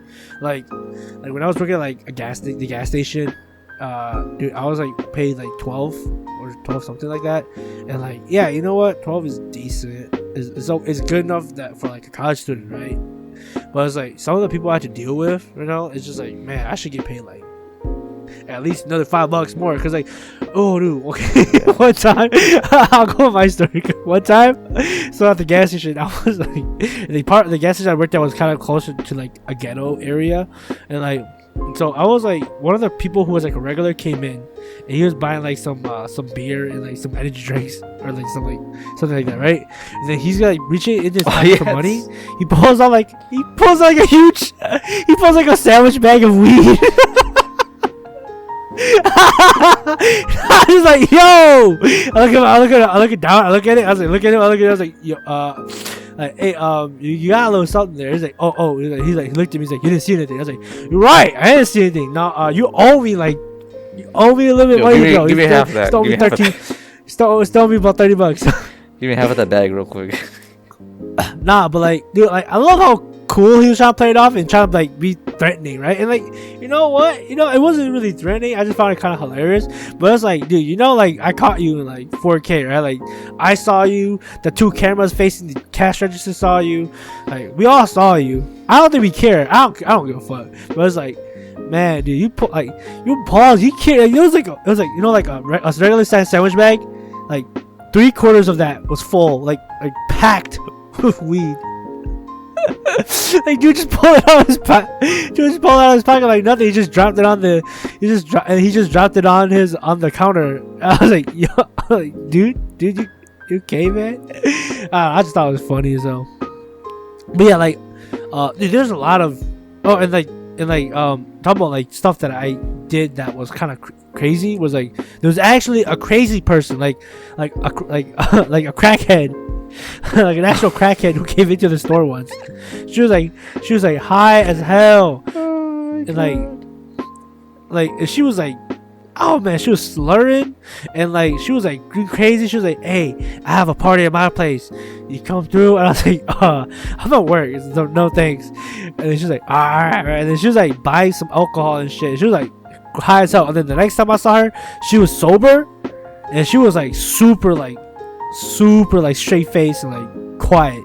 And so like it was like so weird because like she's came in like twice. The first 2 times I see her, she was like high as hell. One time she was talking about like aliens and shit, right? Man, that gas station. So the gas station is like the one gas station in the company that nobody wants to work at because it has a reputation of being in like The ghetto. the ghetto with the crazy people of the town, right? And like, so nobody really wants to work there. And so when I went back to the job, because I left for a little bit, because I got the job around the beginning of COVID, and then I worked a little bit, and everything shut down. And then I left the job for a little bit, and I came back a little later in the year, and because I needed a job, and they said, yeah, we can rehire you. And so I was gonna go back to my original place, but they said they didn't need me anymore, so I left. I left that location to work at the other location, right? And they're like, yeah, it's a little bit bad. Are you okay? I was like, yeah, I think I'll be fine. And you know, I was fine, but there was a lot of fucking crazy people that walked by. At one point, there was this one like guy. I think he was homeless. He was like, apparently he was like not able to get to the place where he was getting to. And there's a guy who was like his friend who left him. And there's these other guys who he got into some beef with. So he was like staying in the gas station trying to hide away from these guys because he was like, yeah, dude, they might beat me up if I don't get to my buddy's house to get my laundry. And I was like, I can't do anything about that, dude. Like, I could call the police for you. I don't know. I don't even know, man. Like, I was like, what the fuck do I do? Like, I'm just a guy getting paid $12 I don't get paid enough of this shit, bro. Sell cigarettes and liquor, man. I don't get paid enough for this. I don't know, therapist, no, security guard, whatever. But it was like, yeah, man, like, so like, you know, I was like, yeah, I worked there for like about 2 months, and I was like, yeah, this is 2 months of crazy. From like August to like August, I worked for like August, September, and I was like, yeah, this is kind of like, yeah, like, dude, our location was really bad too, because like there was like nobody, like, we had no manager. Like when I went there, we had a manager for like 2 weeks, and then literally she found a better job. She left, and then we found a new man, and then our assistant manager applied to be manager, but they didn't give it to her for some reason, even though she was pretty qualified for it. They didn't give it to her, and so she was like, "All right, whatever, fuck it then." And so she was like, she's still gonna do the work, but she's like, "I don't give as much fucks anymore because they're not even willing to let me go up in this job. So why should I care, right? They don't care about me. Why should I care about them, right?" And so she really didn't give a fuck that much anymore. And so it came at one point. There was only 3 of us working at the location. So it was like, so basically everybody worked every day, and like the other 2 people, since I was a student, I wasn't able to work that many hours. And so the 2 other people, our assistant manager and our team lead, they would both have to work like 8-hour shifts just to cover the day, right? Some days. And so it was crazy busy for them. And then we eventually hired a manager. She got hired, came in for the first day. She left halfway through her shift and she just quit. And so I was like, and nobody like, and so that location was just, not only was like that place completely neglected by like corporate, like, no, and like the people there, they like the location. They knew a lot of the people, the regulars, but they were like, yeah, they just could not. They were not paid enough to deal with all the bullshit that corporate had to go through, right? And so it's like, I was like, yeah, I don't want to work here anymore because the management, like, we had no management basically because our assistant manager, she was basically the standing manager, and she was doing as good as she could, but corporate didn't even. But the district manager, she cared a lot more about the other places than our location, and so she was like, and so they could give less. They could barely give a fuck about us. So it was just all around bad. So I was like, yeah, I'm just gonna leave because this is kind of shitty. And so I found like, so I was like, I started looking for like internships on school, and I finally found some. So I left as soon as I could. I was like, by mid-August I was gone. I was like, by mid-October I was gone. I was like, yeah, I'm looking for internships at school because it's gonna be more aligned to my major. I'm dipping mine. I dipped. But yeah, dude, it was like, shit. Man, dude, like in that 2 months time frame, dude, I met the craziest people. Dude, that sounds like a fucking slice of life anime, dude. But then everything's like terrible. It was horrible. It was horrible. Oh, shit. That reminds. Yeah, we had that too. We had like a crackhead come in. I shouldn't say she was a crackhead, but she was very jittery. You know, she's. Yeah. So apparently, here's a story. So I came into work one time, right? I did another 5-hour shift, and I just see this lady. She's like piling a shit ton of like, you know, like clothes onto a cart, right? And I'm just like, she gonna buy all that? That's a lot of fucking clothes. Like that's like a shit ton of money. And I remember I was like asking the managers and everything, like, yo, what's that lady doing, dog? Like, what is she actually doing? They're like, dude, she's been here since like the store's open. She's been here for legitimately 12 hours. I'm like, or what? So at the time it was. What? At the time it was 12 hours? At the time it was like only 6 hours ish because we opened from 9 to 9, right? And apparently she was there since like basically the beginning, like since the opening of the store. And I was like, how? Wait, for real? Like, yeah, she's been here like almost all day. And I'm like, what the fuck? And so I'm like, all right. So I try to go up to her and like ask her. At that point, she's been there longer than someone. Yeah, she actually was. Like I remember I went there and I was like asking her because she was in my section. So I'm like, yeah, dude, do you need any assistance like finding anything at all? Like, would you like another cart or anything? She's like, no, I'll get some when I want. And I was like, okay, cool. And all she did was like, she's looking at these clothes like, oh, that's good. Tosses it onto like the freaking cart. And again, she had 2 cart, like she stacked up like the cart overfilled the carts with clothes, just clothes by itself, by the way. And then we're all looking at each other like, do you think she's gonna apply for the credit card that we have here? We're like all joking because if you don't know, TJ Maxx sells its own credit card so they can get more money. I know. I was indoctrinated into it. They saying it was a part of the cult, essentially. I was part of the cult. But yeah, I don't want to say again. I don't want to be rude, but I kind of knew that she wasn't gonna be approved for it. She just did. You know when certain people come into the store. I know you're not supposed to like discriminate against everybody. You're always supposed to, sell a credit card no matter who or what they look like or how money. What's the word? I don't know. Like, I don't know what word like how rich they look or how poor they look. Oh, yeah. Okay. Look, they, just because they look like they're money deprived doesn't mean that they can't be they can't apply for the card. Right. I remember, I'm just like, I'm not gonna sell the card. It's not gonna go through. I guarantee it's not gonna go through. But she was like there the whole day, and when she got to the total, she stayed basically till closing too. And I remember she went to the bathroom for like a whole ass 30 minutes, and we were like, dude, she dead? Like, dude, so she was there the whole day, like just there. She didn't leave at all. I feel like and so she didn't eat. So she just did the whole day. She didn't eat for the whole day. So to me, I feel like, dude, you have to be on like you have to be either on crack, like on like cocaine, or you had to be on some sort of drug to be there the whole day, no eating, just peeing. That's it. That's the only thing she took a break from was she went to use the bathroom. That's it. And she was like biting her fingernails and everything too. So I'm like, she obviously is tripping to a certain degree. She's very jittery. Right. Yeah. She may have had some mental, disability that I didn't know of. It didn't seem. It may have been that. It kind of seemed like it, but again, it's all assumptions, And it was kind of scary, because I'm like, what if she just flips out? Because like, what's stopping her? Poops. Yeah, I don't like, dude. She starts throwing her shit everywhere, Doug. I'm like, I don't want to clean that shit up, man.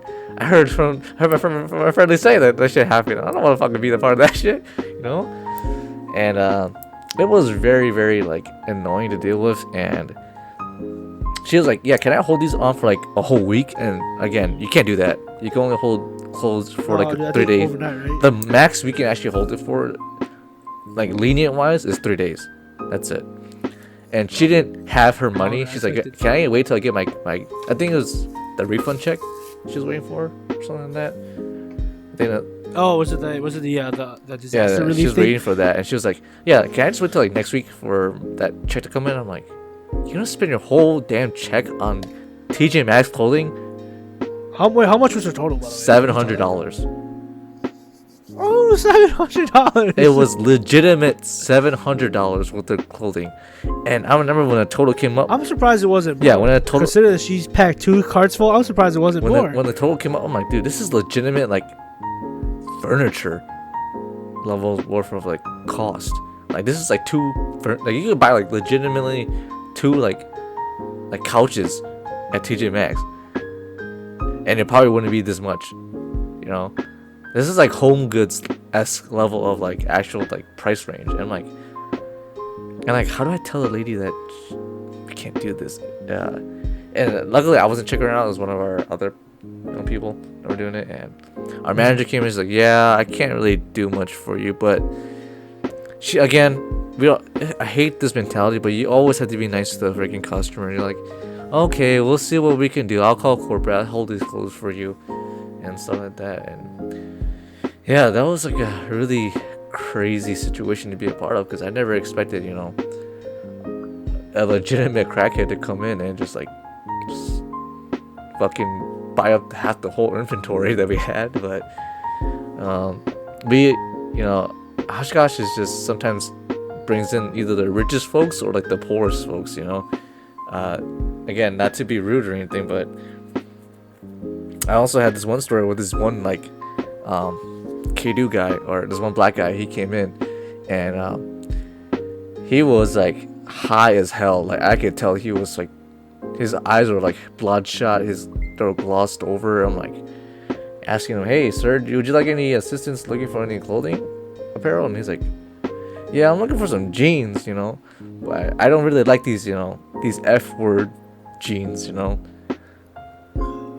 And like he said it straight up, like he just said it with like a guttural like F, like for the slur. And I was just like, whoa, this is like, I'm not even joking, this is the first time I ever heard someone said it with like such like I don't even know how to like. Was it Samuel L. Jackson level? Yeah, it was like very like, it was just like hate was in those words. Like I could feel like the hatred. he hated those pants. You know what's he hated funny? them for passion. Because when I was like, I wasn't even wearing skinny jeans at that time. I was just wearing jeans that were fitted. You know, there was some straight. Yeah. But then he looked at me when he was like looking, when he said that word, he looked down at my pants like, and he looked at me like he was saying it towards me. I'm like, oh, what the fuck? Yeah. He's like, hey, fuck you and your choice of pants.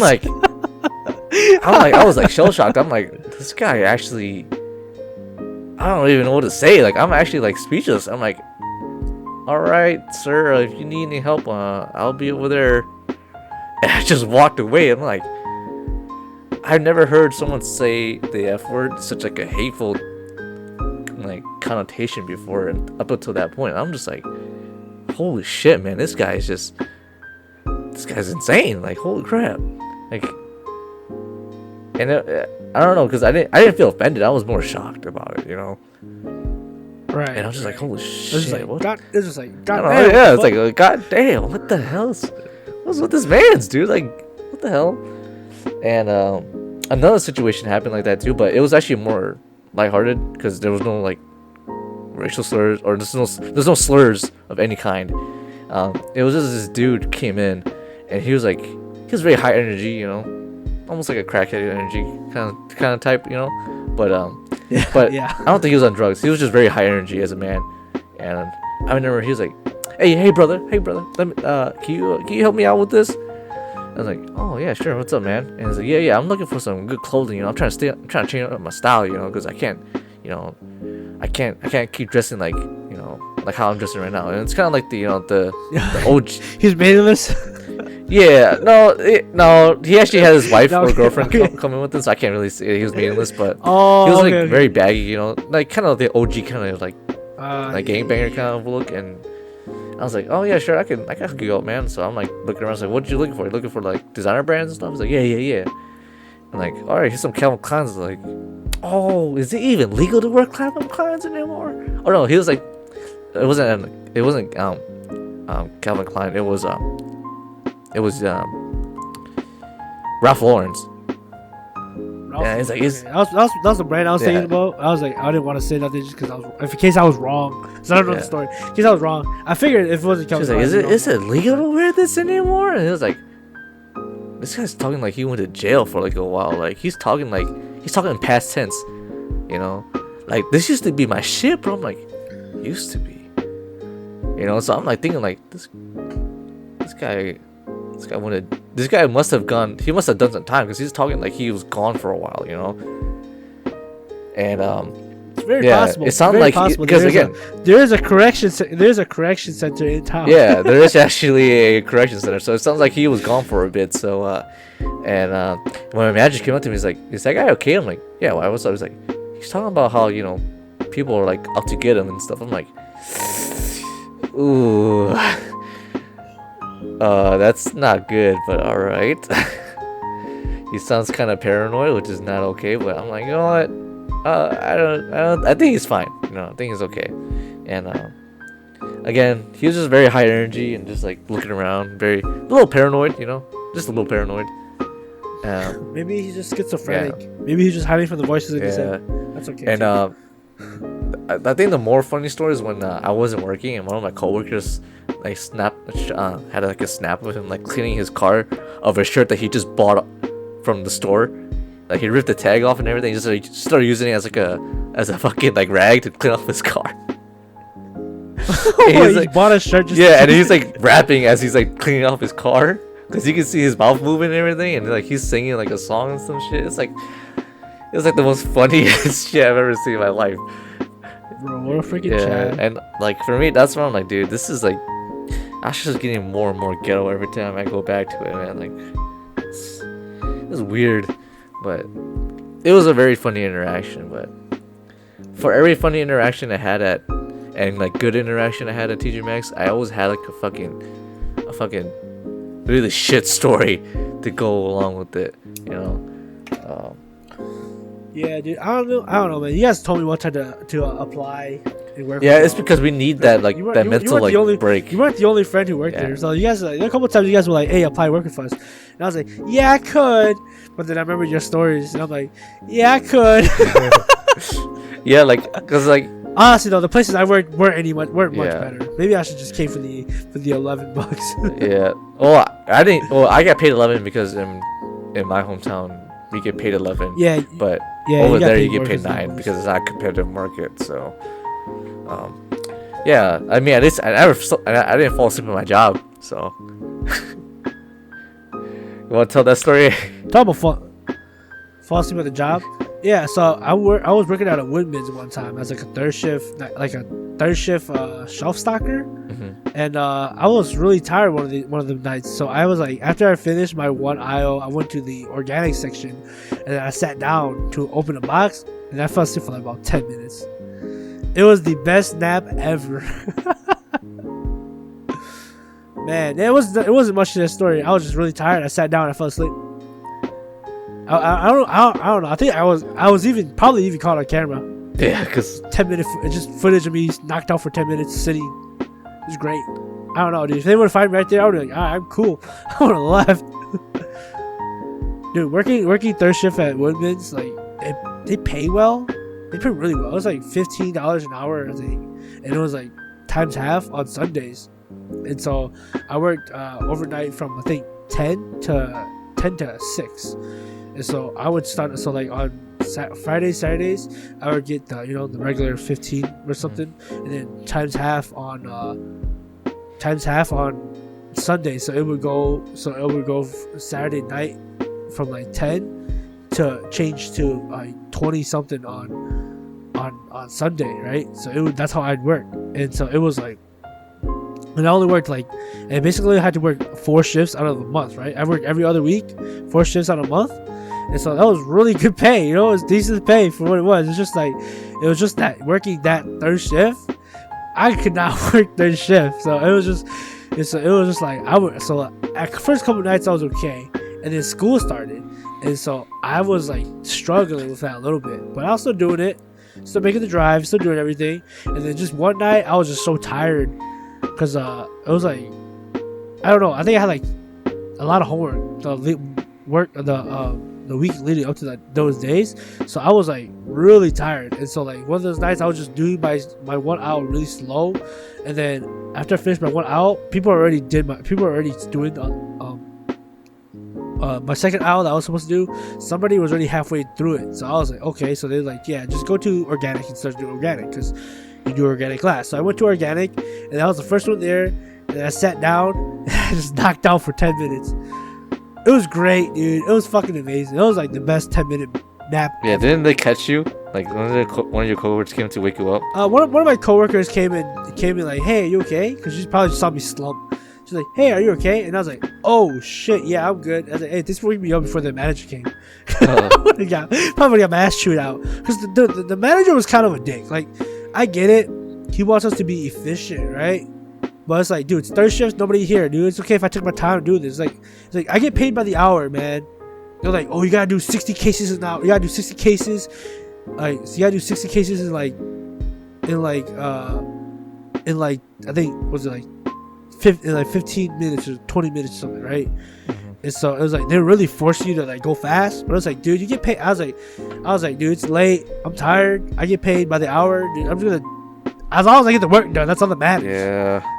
Yeah, I don't. It's not like I was getting paid per case. It was like I'm getting paid per hour, you know. So like, I'm an hourly worker. I'm gonna do my hourly work, right? As long as it gets done, right? So I'm just doing my shit, and yeah. So like, by the end of my like 90-day probation period, so like 90-day probation period. At the end of it, I couldn't find my main manager, but the assistant manager. I looked him in the eye. He was like a younger guy too, so I looked him in the eye, and he was like, about my probation period. He's like, it's done. He's like, yeah. So about your probation period, I was like, yeah, about that. So I don't think this job's gonna work out with my school schedule and everything.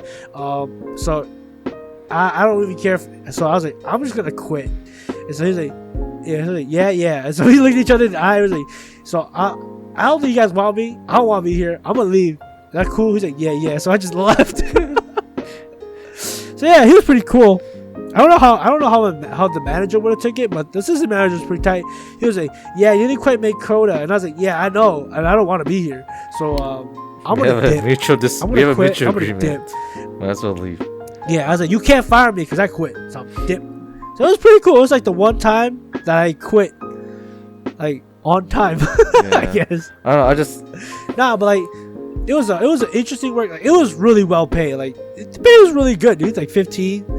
Like you get paid 15. You get 15 like per hour. You work 8-hour shift, and you only work like 4 days a month. And so it was like 4 shifts a month. So it was nice, and especially on Sundays, you get paid times half. So some weeks you get paid a lot, and so it's like it was good, right? But it was like I just couldn't do. If I wasn't going to school, I think I could have done it a little longer. Mm-hmm. But the fact that I had to do college classes too, and like it was just so tiring, dude. Like one time after I finished my shift, I went out to my car and slept for like 2 hours before I actually went to my parents' place.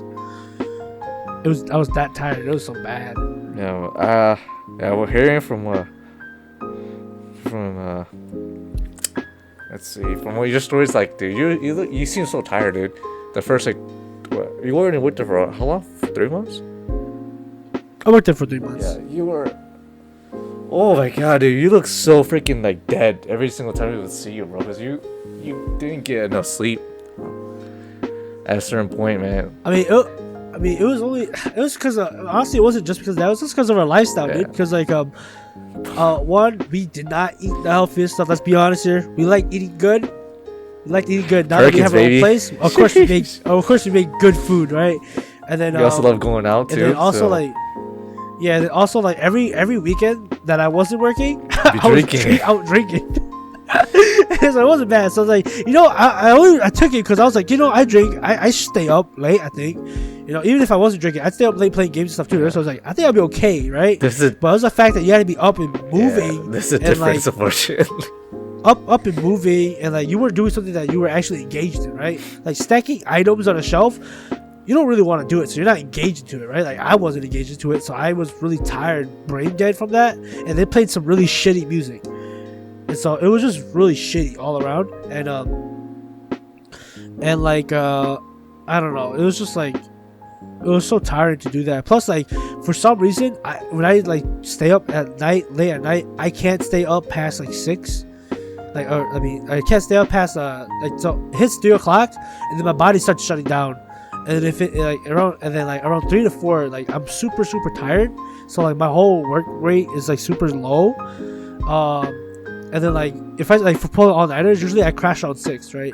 So it was like almost perfect. I only work till 6, but like around 3 o'clock my body starts crashing, and then that's when my body initially starts crashing, and then after 4 I recover for about 2 hours before I fully knock out. Right, that's how it usually goes. When I've done like all pulled all nighters for like tests and stuff. But yeah, that's just how it usually is.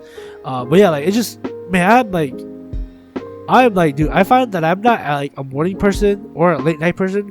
I'm strictly like a 3 to 8 person. 3 to 8. Is that 5 hours? Those are my most productive 5 hours of the day. Oh man. Because like I'm pretty slow in the mornings, so until I'm not really like, most days I'm not really like fully functioning until let's say like 11-12, right? Mm-hmm. Like I could be up before that and I could be functioning, but I don't think I'm like fully functioning until like 11-12 for some reason, right? Most days anyways. And then from 12 to about 3 I'm good. I do stuff, I'm functioning, right? But I'm not really like productive in doing stuff. Like I don't really find myself like working hard. I'm functioning, but I don't work hard. And then from 3 to 8, that's when I can find myself to be really engaged in stuff. Usually by 3 to 8 I usually engage in stuff, and like a lot of times that's like not homework but other other activities. But then like after 8 I can get pretty tired after 8, but I'll still be up, like hang out hang out all the time with like through college, hang out and drinking everything. You're up past 8, right? So from like 8 to 12 I'm still functioning enough, right? And then usually after 12, like it's a mix between straight blacked out from something, either tiredness or alcohol or something like that, or I'm just a regular person still. I don't know. After 12 it's a toss up of what I am, but like my most productive hours are usually from like 5 to 8 for some reason.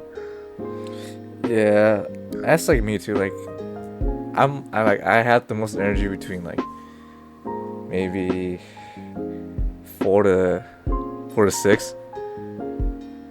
I think that's it. That's worse than me. That's worse than me. Yeah.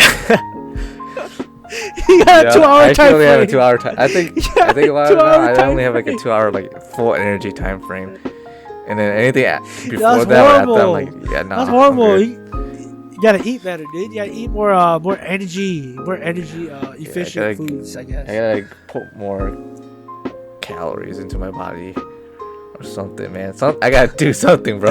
That's funny. He said you only have a 5 hour time frame.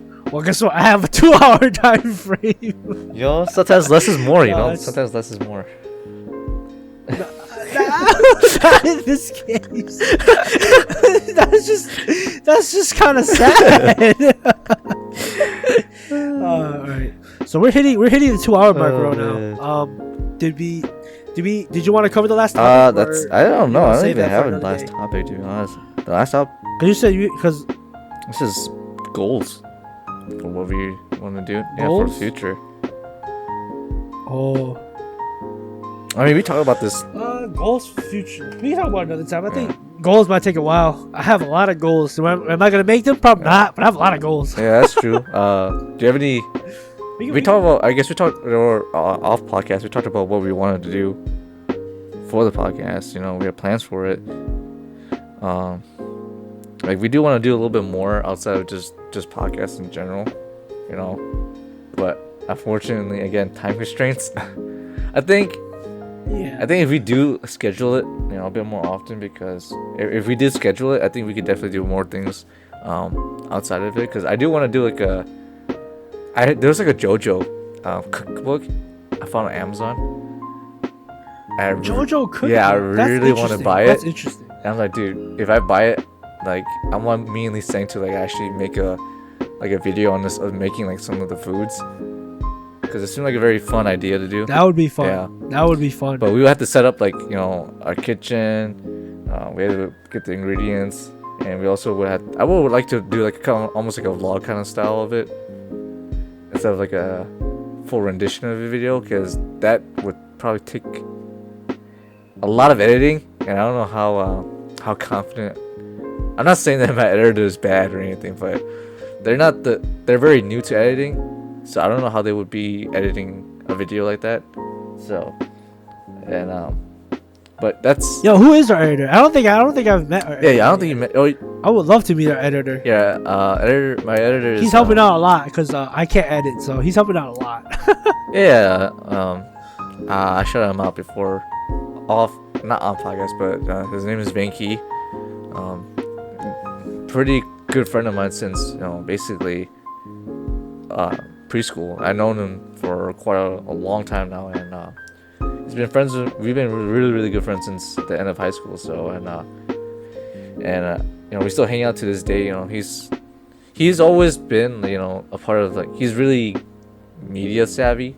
He could do a lot. He's really good at Photoshop. Like, I just sent the photo of me and Lee saying as JoJo characters, and it'll probably be on our. Oh, those are good. Those are pretty good. It's on our podcast before, the one that I've uploaded just most recently before this one, and it's really good. He's a really good editor, and but he hasn't done any video editing before, and so that's why I do want to plan things out before we do the little JoJo, the little cooking special, because I do want to do that. It seems very, very fun to do that. So, and dude, you know what I actually want to do?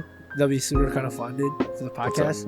I'm also on TikTok. There's this I got on this one I was following this one guy. He started talking about this one book that shows like monster girls. yeah. And it's like but they're like super sexual, right? Yeah. It's like you know like interspecies reviewers. Oh yeah. So it's kind of like that. It's just like the book has like a bunch. It's like a list of all types of monster girls, but they're all waifu'd. Is this like the Markiplier like smash or pass kind of thing? Kinda. I'm not gonna smash or pass. I just thought we could rate it too, but I was like, you do a smash or pass. It doesn't matter, right? But like, there's like 2 volumes of it. I found it on Amazon as well. I was thinking for the podcast I could get those books, and then we could do something with using that as a base. Thought that'd be kind of fun. That sounds very interesting. Maybe make it into a bit. Maybe do one each time we do a podcast. Do 1 or 2 each time we do a podcast. That's true. Or we could just do a whole podcast just rating them, going through the whole book. Yeah. We could. Doesn't matter. We can incorporate. I thought we could incorporate. I think it'd be funny, and I think it would be totally up our alley. Yeah, actually would, to be honest. Yeah.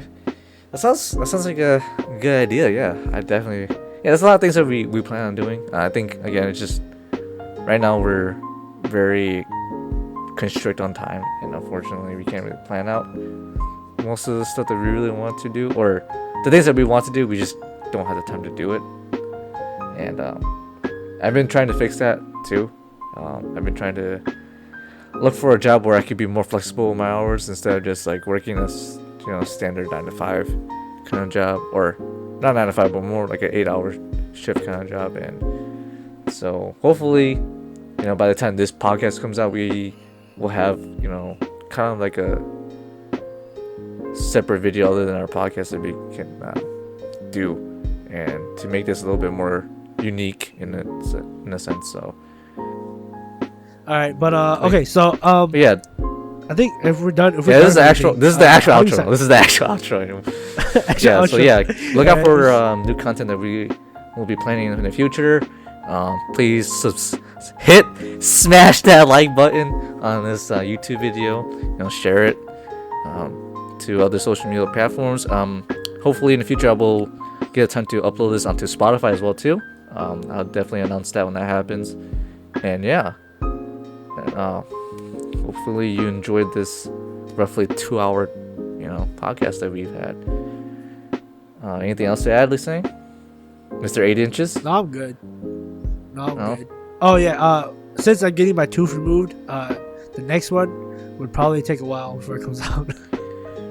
Let's do an IRL video where we have Lisang with the the anesthesia, right? Or the Dude, laugh gas is saying, you know. No. Let's see if I don't want to think. see. I want to see Lee saying if he fights the dragon that can only be slayed by racism. You know. I want to see that. What are you? What are you talking about? Yeah, there's like a dragon confused. that can only be slayed with racism. You know. Yeah, I wanted to see if you're gonna do that or not. So I have no idea. I have no idea what you're going on about, but we'll find out in the next episode of Dragon Balls. No, okay. see you next time on the next episode of the Scuffcast. Peace out. Yeah, peace.